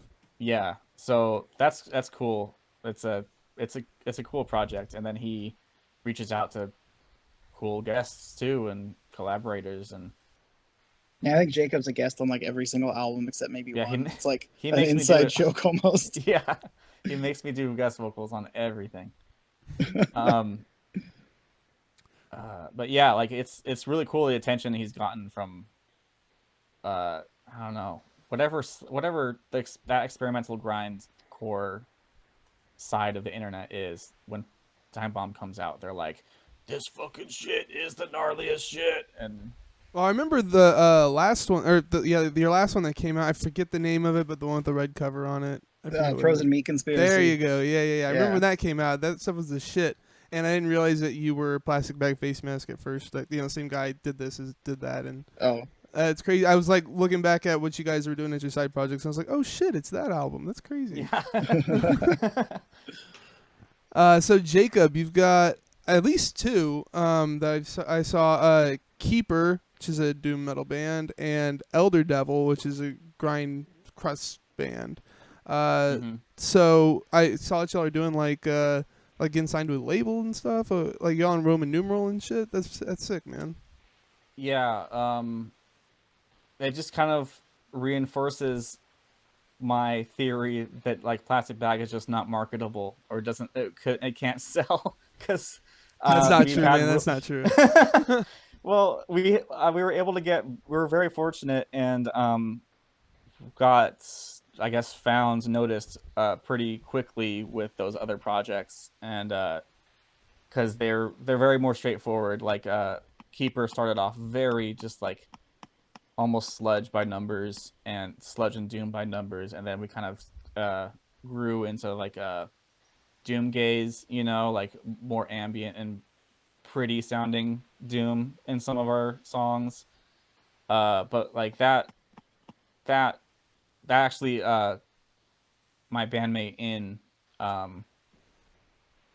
Keeper is one of my bandmates from Tiger Lily, who may or may not be Beef Queen. Beef Queen might be another Tiger Lily member, but that they did kind of bully us when we met because of our scene. We sucked. We sucked, and we're very like scene and like MySpacey, and like just like obnoxious kids on the internet on MySpace, like repping our band that sucked, and they were like a more like, nah, we're just fucking play music and we're cool like that, and like these kids are dorks. And then we became like best friends, and we made a band together. And a lot of like at one time or another, other Tiger Lily members have been in Keeper to like play shows with us. But that was a cool experience. Cameron in Keeper taught me a lot about songwriting and not reading music, but understanding where music sits on the page, And so I was able to understand Guitar Pro when we got into it, because I was able to look at the graph and everything and know where shit should go, and that really helped our process in this band. And then Elder Devil was another studio project for another friend of mine who just wanted to like do vocals on some pissed off grindcore songs, and I'm like, okay, I got you. I can just come up with some songs. And then that got kind of popular too, so we were like, we need to make this a live band. So we got some live members, and that totally left the realm of studio. That's like my one band that is a legit band now, and we don't do studio stuff anymore. Like, I still record everything, but there's nothing digital in it going forward. That's tight. Yeah. There's nothing recorded yet with that lineup except for like a cover song. Yeah, a bunch of Slipknot stuff, right? Yeah, it's just a bunch of Slipknot songs. That's all we do now. I saw the band members at the bottom of the page. I was like, wait, what? And then I realized it was the Slipknot cover. Yeah, no. Slipknot is like the core, our god in the Elder Devil camp is would Slipknot do this? Okay, we'll do that if Slipknot would do that. even though we universally were so crushed by their new album, we just did not enjoy that experience at all. Have you heard the new Slipknot? Or I haven't been paying attention to Slipknot at all. Okay, that's fair. I mean, they definitely they went off the deep end.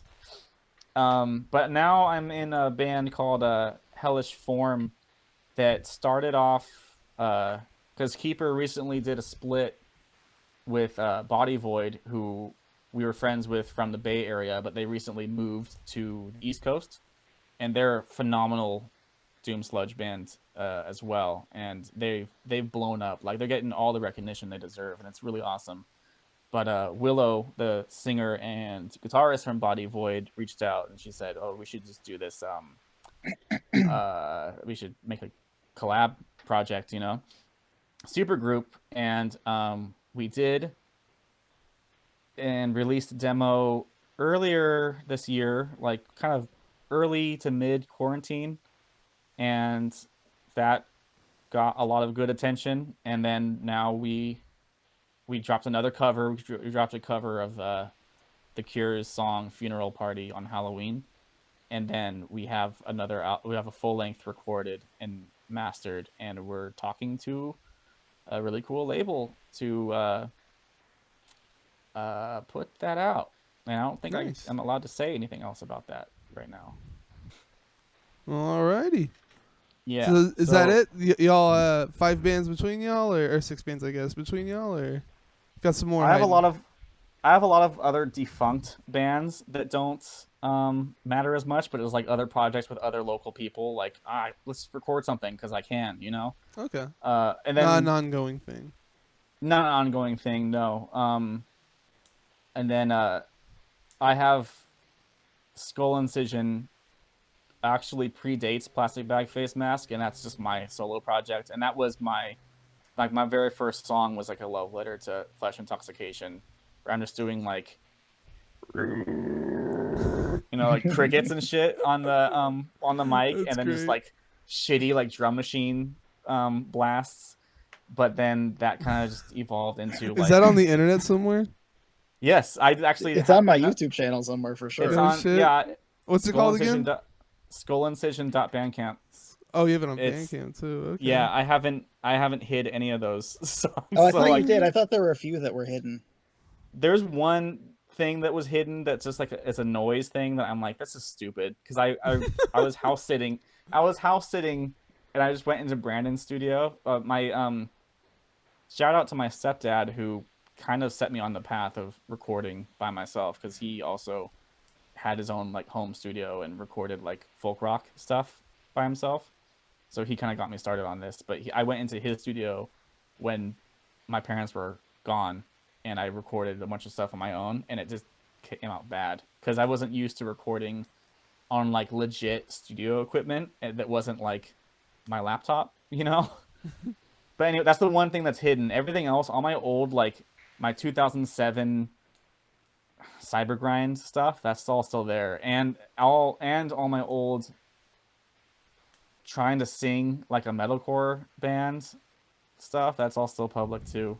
But that's semi-active, just because like that used to be my outlet for stuff where I couldn't get an emotion or a sound across in whatever band I was in at the time. But now I'm in all those bands, so Skull Incision doesn't get as much attention anymore because I'm doing other more cool stuff with real people and not by myself.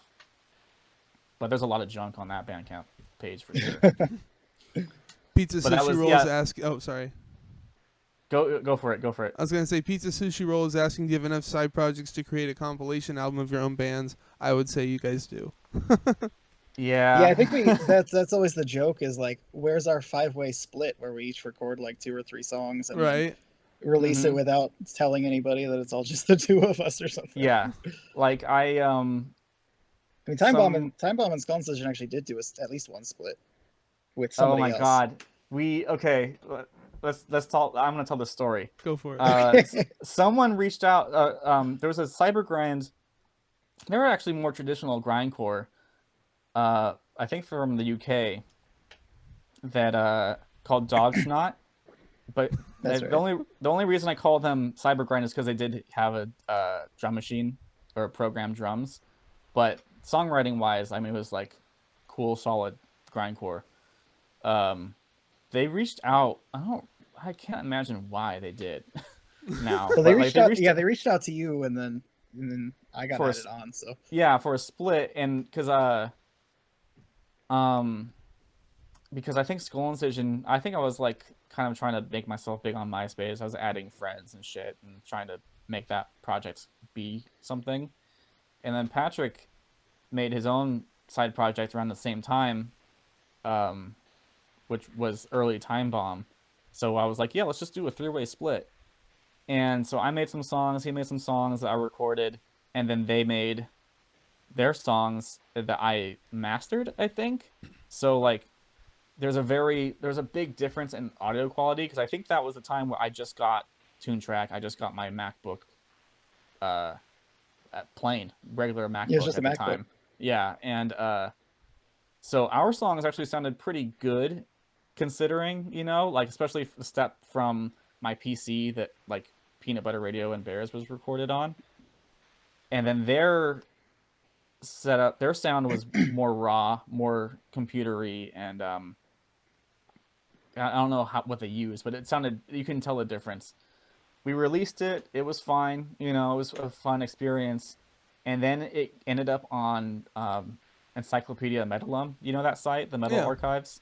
Yeah, like anyone's on it unless you're not, because we're not. You're us. You're not? Yeah. Plasticbag Facemask is not on Encyclopedia Metallum? No, I think we're blacklisted because we're too core. Really? Even Elder Level is blacklisted too. It's weird. Like there's some bands that seriously, just don't make that's the cut. wild, dude. I'm on it. Yeah. I don't know. I kind of think I'm core. That's weird. I don't know. I think it's like if one person is like, this is garbage, then they'll just strike it from the website. Really? And I think if one admin for some reason, because I'm really surprised that Elder Devil is not on it. Right?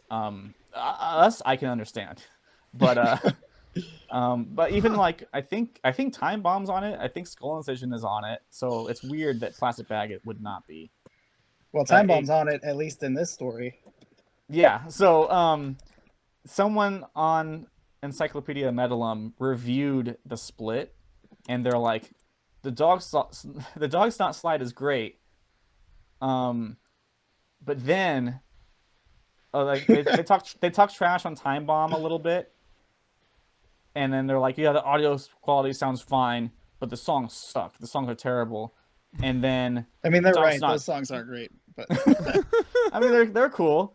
And then they say that Doc's not a great few minutes of music, it's good stuff. And then they're like, and then this band Skull Edition comes on, and sure, the audio quality sounds good and everything, but if you ever had the misfortune of hearing a screaming, dying cat, that's what those vocals sound like. And just totally not having a good time listening to my songs. But at the end, they like compare me to See You Next Tuesday, and I'm like, Like, Oh, oh, so shit, awesome. this is a good interview. Yeah. All right. Yeah, good this review. is- yeah. So I'm like, in that context, cool. Like they just hate See You Next Tuesday, and they hate that I sound like them, which I did not. I mean, No. but in their mind, I did, or at least maybe vocally, I kind of did. But anyway, yeah, that was like a highlight for me, even though they like totally dinged. Like our review had like 2 stars, and that was all for Dogsnot. Like You they should could've like given us- quote that. Just be like, sounds like See You Next Tuesday or whatever. Dash whatever I this guy's should, name yeah. was. So good. That was like, and then everything else on that website, like no one reviews it. So for the longest time, it was like the only feedback we got was like that negative review that was sort of a positive too, and then just like a lot of silence for a lot of years. And then, but now, like I said earlier, like now we have that fan base that says cool stuff. But yeah, I think that's all the projects and that we have. yeah, I haven't been in another band since like just after high school, probably. So There's a pop punk song that he plays drums on out there somewhere. somewhere. Yeah, it's like the Yeah. biggest Blink-182 ripoff you could ever hear. Yeah. So you guys said that y'all played some shows back in the day. And you stopped because it was hard to play the songs. What was your most memorable experience playing a show? Dance Gavin Dance. Probably the Dance Gavin Dance show. Yeah, one of the like 4 times we played with them. Yeah, because they came through Fresno a lot because it's a few hours away from their city. So and we loved them at the time. Like there was a period.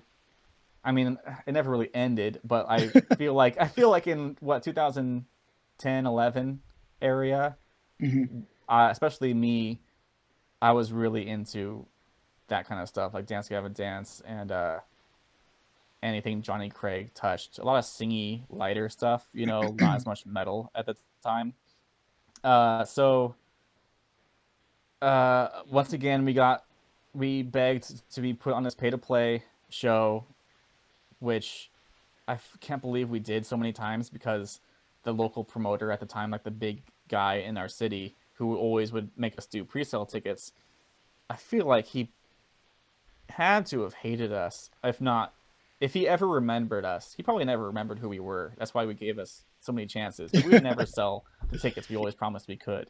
Yeah. But You'd pay for them out of your pocket, though, right? Maybe a few. Like, oh, we tried. Here's some. Oh yeah, and you didn't have to give like a certain amount of money. You just gave back the tickets you didn't nice. sell. See, Yeah. when I was Yeah. doing shows, you had to pay for all the tickets. You bought the You tickets had to, like- and then sold them. Yeah, and Yeah. it sucked. It was stupid. that man. that does. That's one of suck. the reasons why I Um, didn't play shows. I haven't played shows in a long time. Yeah.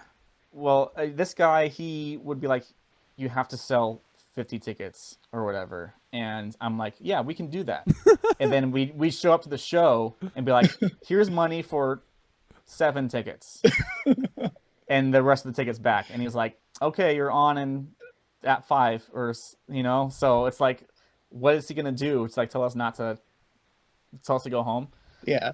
So Well, we actually did. I remember with that show too. I don't know if you were going to get to that, but like he had asked us because he always checked in. He was like, "How many tickets have you sold?" And we were probably like, "Oh, 9 or something." And it was like the day before the show, or like a couple days before. And he's like, "You guys got to do better."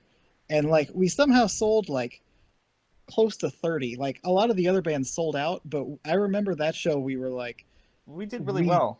we did really well. I think we also sold some in line, like because everybody wanted to see Dance Gavin Dance, so we sold some in line, which Oh, is no. whatever.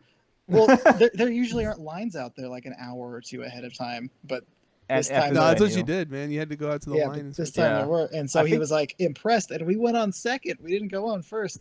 I Yeah, he remember let us that go second. because Nice. we did such a good job. So We probably went to the mall too, because I think you were driving at that time, so we were able to go yeah, to. well, I remember meeting people on MySpace contacted us, and we'd meet them. Like we met at me and Ed's.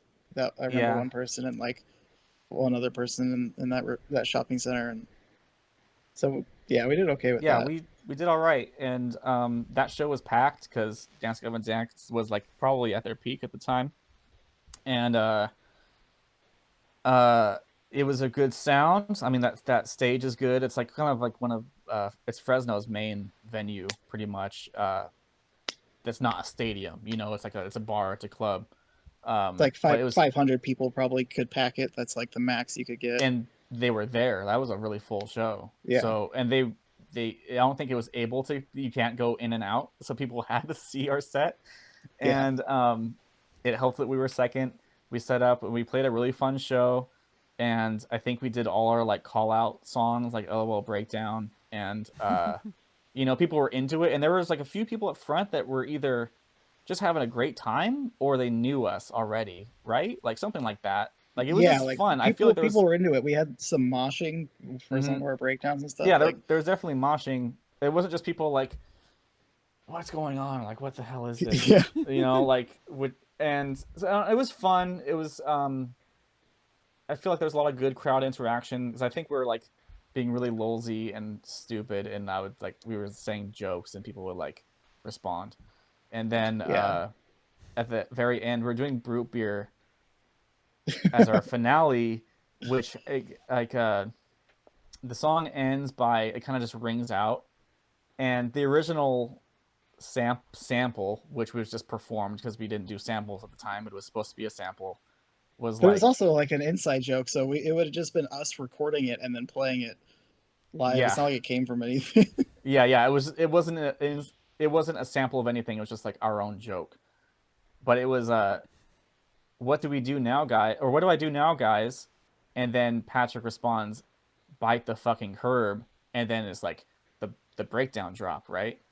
Yeah. So we we kind of paused our performance and we're like, okay, everybody, when we say what do we do now, guys? You say bite the fucking curb, but like in that moment, the sound guy was like, okay, I guess they're done, and like turned us off. Like you could hear him on the monitor. He's like, "Okay, you guys done? Yeah, Yeah. you're done." And we're like, and I don't think we were like over time or anything. I think we had a pretty short set. So Yeah. he just like, I think he was like, I think these guys are done. And then when he probably learned that we're not, he just doubled down on it and was like, no, I didn't make a mistake. You guys are done. So we didn't get to do our cool finale. And then I remember there were kids in front of us that were like, what happened? Like, are you guys not done? I'm like, yeah, I guess we're done. I was gonna ask for your help to finish the song, and they're like, what the hell? But all in all, it was a great performance. I It was mean, like the best audience audience show for sure. Yeah. And I feel like it was, you know, because it was professional lighting, professional sound, and everything. So I think that kind of got my energy up, and I was able to thrash around and like, you know, the swatting bees with your guitar, you know, like swinging it around. That was big that night, and it was just fun. So I feel like we looked cool if we didn't sound cool. Yeah, and then like the most popular video. Sorry, Jacob, I'm gonna shame you. That we have is that he tried to do a guitar swing like all the way around, and his guitar strap broke. Nice. And like No. there's just Nice. a short there's a short clip of it on the internet, and it has like 10,000 views, and it's like been in compilations of It's guitar been in, fails and stuff. yeah, guitar fail compilations, and I'm in a lot of them. Some like internet company or whatever was like, oh, we'll pay you for the licensing for this video, and I'm like, okay, and I never heard from them again. They probably just stole my video anyway. Well, But they probably like emailed every person with a high video, and then everybody said, okay, they watched the video, and then they're like, wait, we're not gonna pay for this? What the hell? okay, well, I need to defend myself though. I the guitar strap did not break, Well, you didn't have and the locks or whatever. I did have strap locks. They just came out of my guitar. Okay. They just Nice. came out of the wood. That But I sucks, also dude. still was an idiot because I still had a cable plugged in. I wasn't wireless, so I would have gotten tangled. If it had somehow worked, I would have been wrapped around with my guitar cable. Which But that yeah, sounds like a show anyway. Like our shows, I mean, I'm seated, but Jacob is always like everywhere, all over the place, wrapped I'm up trying. and entangled and everything. So I'm trying to be as crazy as I can yeah, whenever so when we that used to play sounds live. right. But it We doesn't work with two people when one guitar stops playing. Like if we had been a full band yeah, and he had failed at that, then it would have been okay the because song the could other have kept guitarists going. would have kept playing. But Yeah. it was just me. Yeah. Was But this that Dancegiving dance show, or is this another show? This this is a was different at show. yeah, it was a It was different at show. it was at Oakstock. Yeah, Just like a we put on a few local shows in our old town. That we would just like ask bands from like Fresno and other cities to like drive up, and they were pretty cool. But yeah, that's I was like, this is gonna be our biggest show, and I'm gonna do something crazy. I'm just gonna swing my guitar around. And I tried to practice it like in my backyard a couple times. Like, can I do this? And then I was like, but I think I chickened out every time. I would never commit to a full rotation. I would just like measure the distance, like how far be close to the ground, you know. Right, right, dude. I mean, my And guitar costs like what, $1,200. I don't want to swing this shit around, you know. well, mine was, dude, my guitar, I treated it with so much tough love. I got actually a lot of flack for it from people that would see us because I would um treat it rough. I would when we're done, I like unplug it and kind of throw it like you know, off to the side. Like I'll pack that away later and I'd throw it away. Um like kind of like, you know, those chariot videos where they're like literally throwing their guitar up in the air and like catching it somehow. Kind of like that, but not nearly as cool and not nearly as like well done. I just treat it like shit, but it was a really sturdy guitar. It was like a Ibanez. It was like $300 or something like that, and it was beefy. So I felt like it enjoyed that treatment. So, but I remember like Okay. I would do stuff like that. I would like, all right, we're done, and I'd like drop my guitar on the ground, and then people would come up to me like, dude, how could you do that? And I'm like, I don't give a fuck, you know, like trying to be cool. I think did we knock your drums over at least once in oh at a yeah, show? probably. We did like the Nirvana thing and like push his drums over on the ground. Because that's like honestly that's my biggest influence is Nirvana. So like I just wanted to be like that kind of trashy, chaotic live performance. Um, but yeah, people were like, I can't believe you did that. And even the comments on that guitar fail, that flip fail video, was like not only did he mess up the spin, but he dropped his guitar afterwards. So much disrespect. Is there any hope of you guys playing live again? Yeah, I think that's always. I mean, it could be. I mean, we could. I definitely am more knowledgeable about like live engineering, and we could set up like extra speakers to have some backing tracks or whatever. Like we did. Was our last show with Remy? Yeah, Yeah, that yeah. show I actually did have a like what's that band that my dad likes? Um, there's a band that's like a two piece, and the guitar player has a guitar output and a bass output plugged into one guitar, and he has the bass output plugged into a sub, like an octave pedal going That's what into a the God bass Awful rig. Truth does too. I did that in Do they? another one man band. Yeah, yeah. So that it sounds That's like bass awesome. is playing alongside you. Yeah, yeah, that's great. I didn't know that they did that. That's Yeah, awesome. that shit works. But It's pretty sweet. yeah, and then I saw like Eagle Twin did that. They have like a rig for like a 5 or 6 piece band, but it's just a 2 piece. And Okay, how I do feel you like do that? I would. It's dude. He has the gnarliest gear. The guy from Eagle Twin. He makes those hex cabs. Do you know the I amps have that no idea Cult what you're Leader? talking about. Do you know Cult Leader or Oh, Gaza? I know who Cult Leader is, but what's a hex cab? they have. I mean, if you ever look at their live footage, they have like really cool cabs that have like metal plating on the front, and then they have like I don't know exactly what heads they use. I don't know if they're his heads, but he also makes like Sun Model T clones. Okay. So and it's this dude from Utah, and he has his band called Eagle Twin, and they just play like Doom stuff, and but like heavy metal style Doom. Anyway, they sound great because he makes all their own gear. But I would do that. I would try and do like the full rig wall of sound, so it doesn't sound like a two piece, and then we would. Well, I mean, actually, Prima Donna, track 1 of content, was written originally for. We were gonna try and make an album of live playable songs.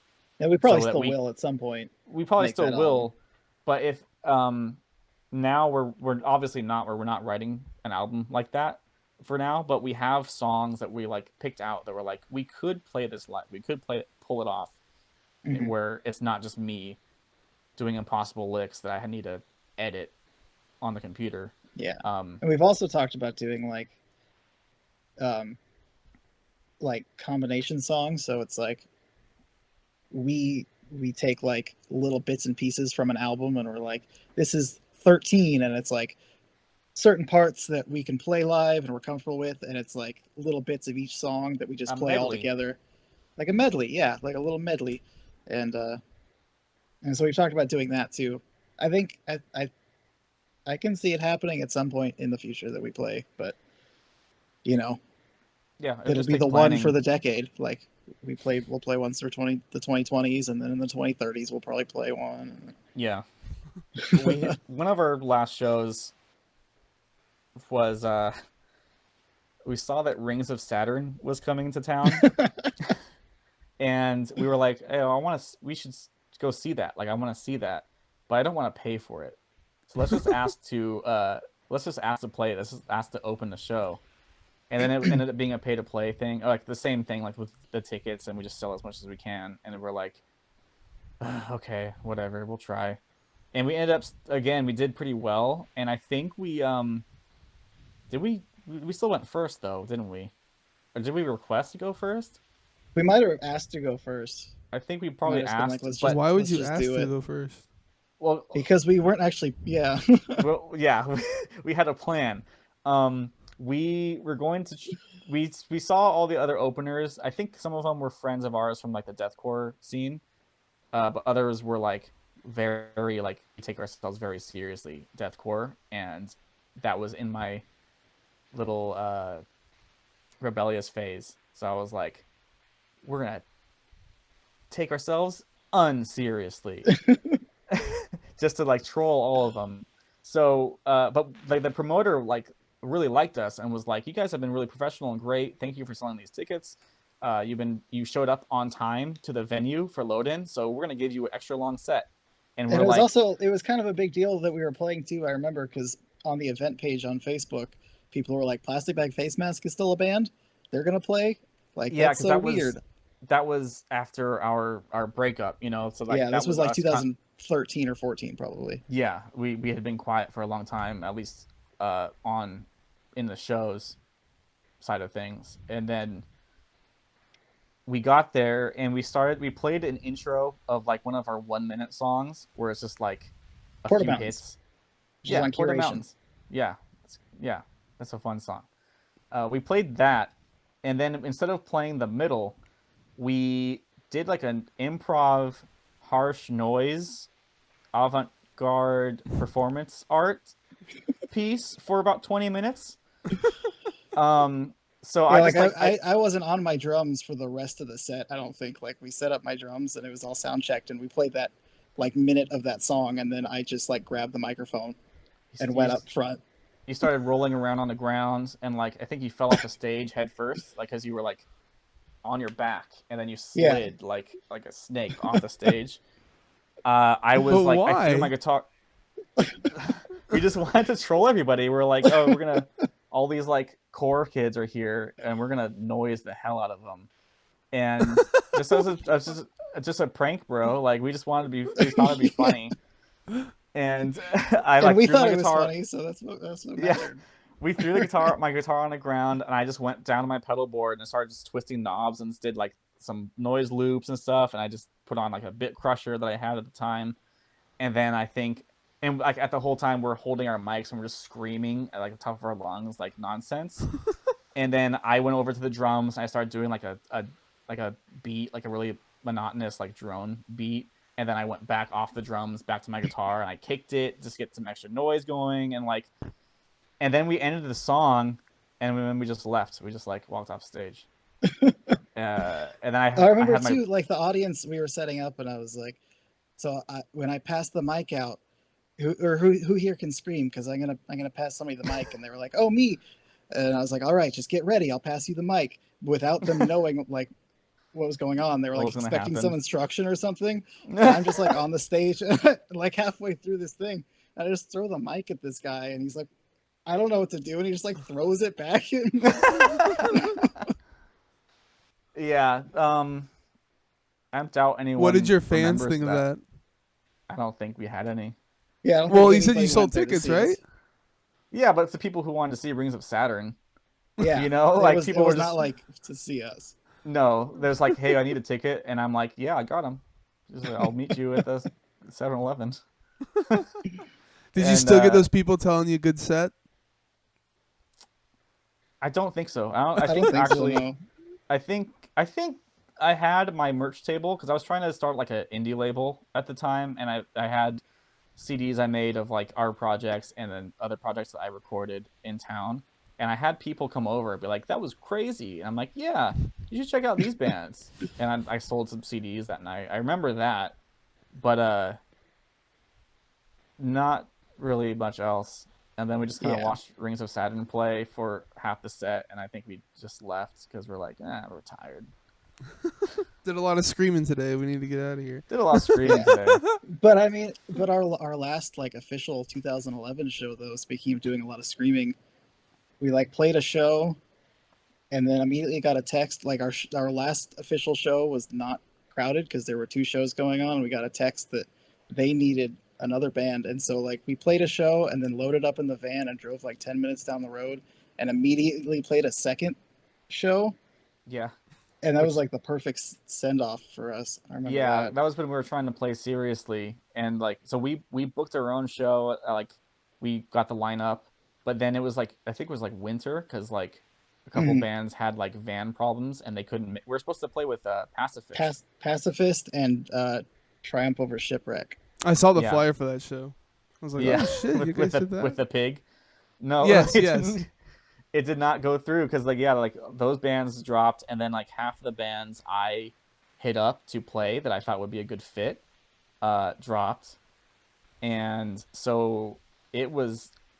I actually kind of still get like that feeling when you are trying to go to sleep and you remember something awful that happens that like you cringe at, like you're embarrassed by, and you can't go to sleep for a long time and your heart starts to sink. I get that feeling when I think of this because we had people, random people like strangers, come out to support and to see certain bands, and some bands told us literally like, don't take us off the event or the flyer, just get people to come out to see us even though that we won't show up. What? And then we played, and these people were there, people we didn't know, and we played and bailed on them, and I feel really bad. Yeah. Like it's such an awkward, like terrible thing that Damn. we That's did. the bad part of the story. I was That's the telling the bad good part. part of the story, Yeah. which was the second show. So that's the bad part, and we just bailed because like someone at this other venue was like, oh, we had a couple bands drop, we need another one, can you come over?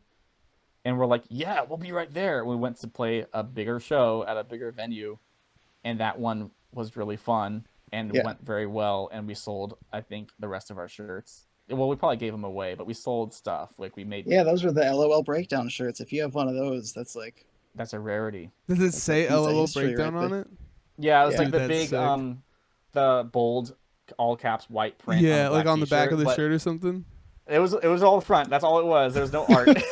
But it was No couldn't logo. No, afford yeah, front your and logo back. wasn't on there or anything. It just said LOL It- breakdown. It said LOL breakdown, Plasticbag Facemask, Okay. breakdown LOL. But it was like there's so much font that the font wasn't even big anymore. It was just like a lot of text. It was like 4 or 5 lines. And I remember when I ordered those, I got them from We Need Merch, which Ben Oram from All Shall Perish and the guy from Antagony, like their merch company. And remember I got like anxiety. I was talking to Ben Oram from All Shall Perish that I really liked at the time, and he was like, "Huh, LOL breakdown, what's that?"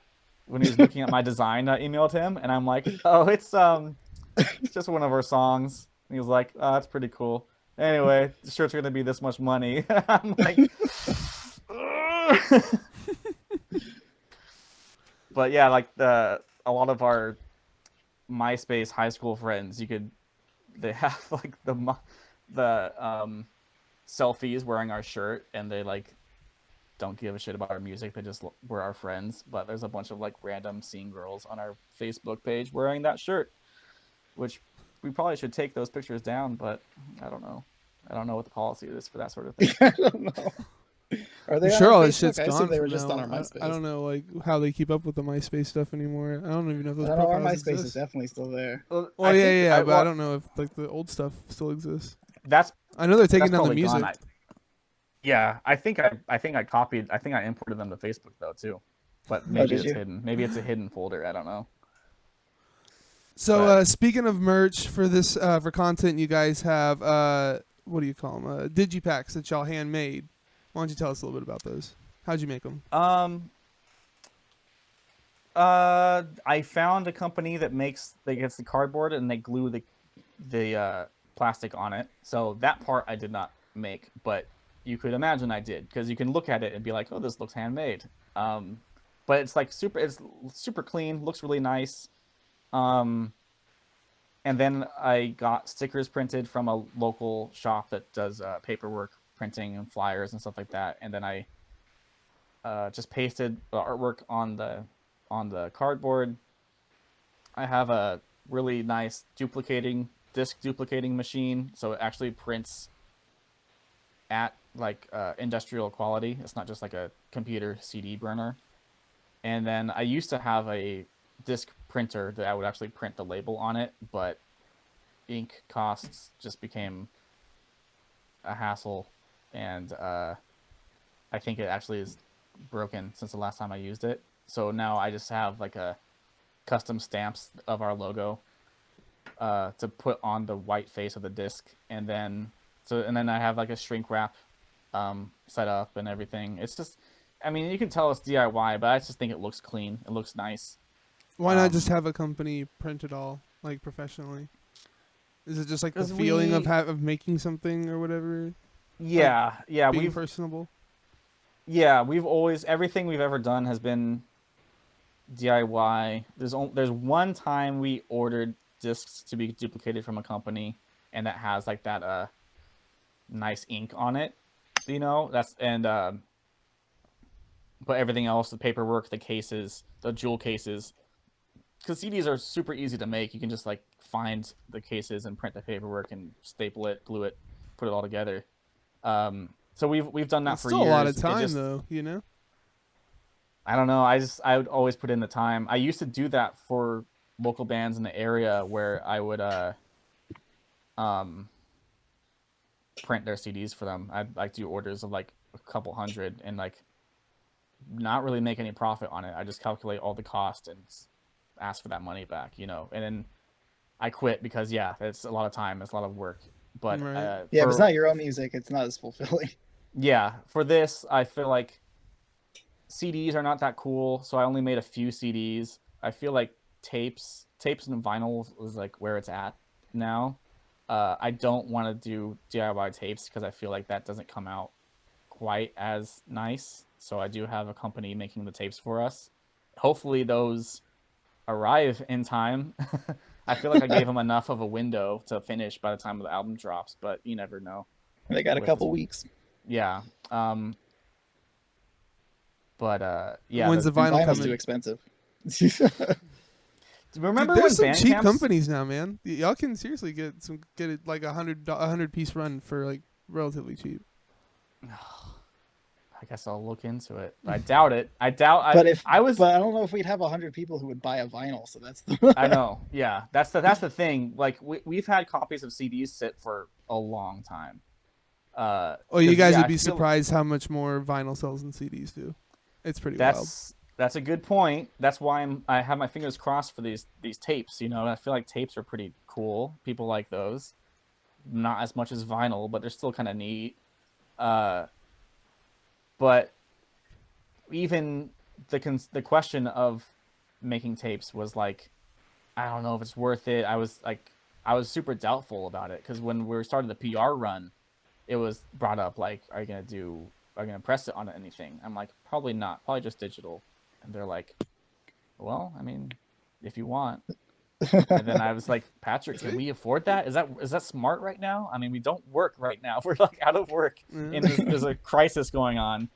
But no, I was like, no, let's just fucking do it. Let's make some tapes because I feel like this album is unique for us. We had tapes for Whited Sepulchre too, and Yeah, those that sold was pretty well.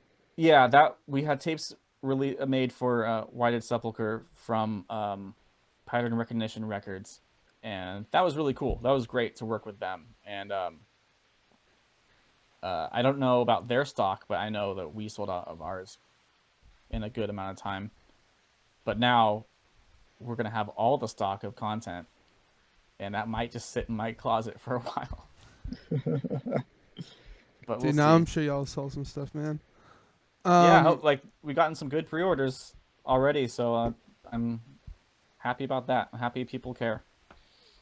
So yeah, you got the digipacks, the tapes. You also got some shirts, some other merch from your other releases all over at your Bandcamp. Mm-hmm. I think I'm just gonna go ahead and wrap up now, if that's cool with you guys. Oh yeah. Looking at the time, didn't know we were It's been here quite for a so while. long. Yeah. So be sure to check out Content, Plasticbag Facemasks, new album, which drops November 27th. You guys are on Spotify. I assume all the other streaming sites. Just got to look you All up. of it. Y'all are on Bandcamp, Facebook, Instagram, and Twitter. Is there anything else you guys wanted to say? Patrick, you got a cool one-liner? I don't know. I mean, bite the fucking curve, I guess, right? LOL breakdown, my bros. So drop my channel, follow so you always know when I go live. Find me on Facebook, Instagram, Twitter, YouTube. YouTube folks, if you enjoyed this, please drop a like, tickle the notification bell, and subscribe. Check out my music, The Sound That Ends Creation. Released my fifth album. My fifth album, Meme Streams and Flying Machines, is out now. Really good. That's a really good album. Oh, thank you so much. It's awesome. My next guest is the Arson Choir. We're actually going to start doing a second cast. It's going to be on Wednesdays, 7 p.m. So join us for the Arson Choir. Yeah, thanks for being here, guys. Hope y'all had some fun. Thank you so much. We It was did. awesome. Thank you for having us. And thank you guys for watching and listening.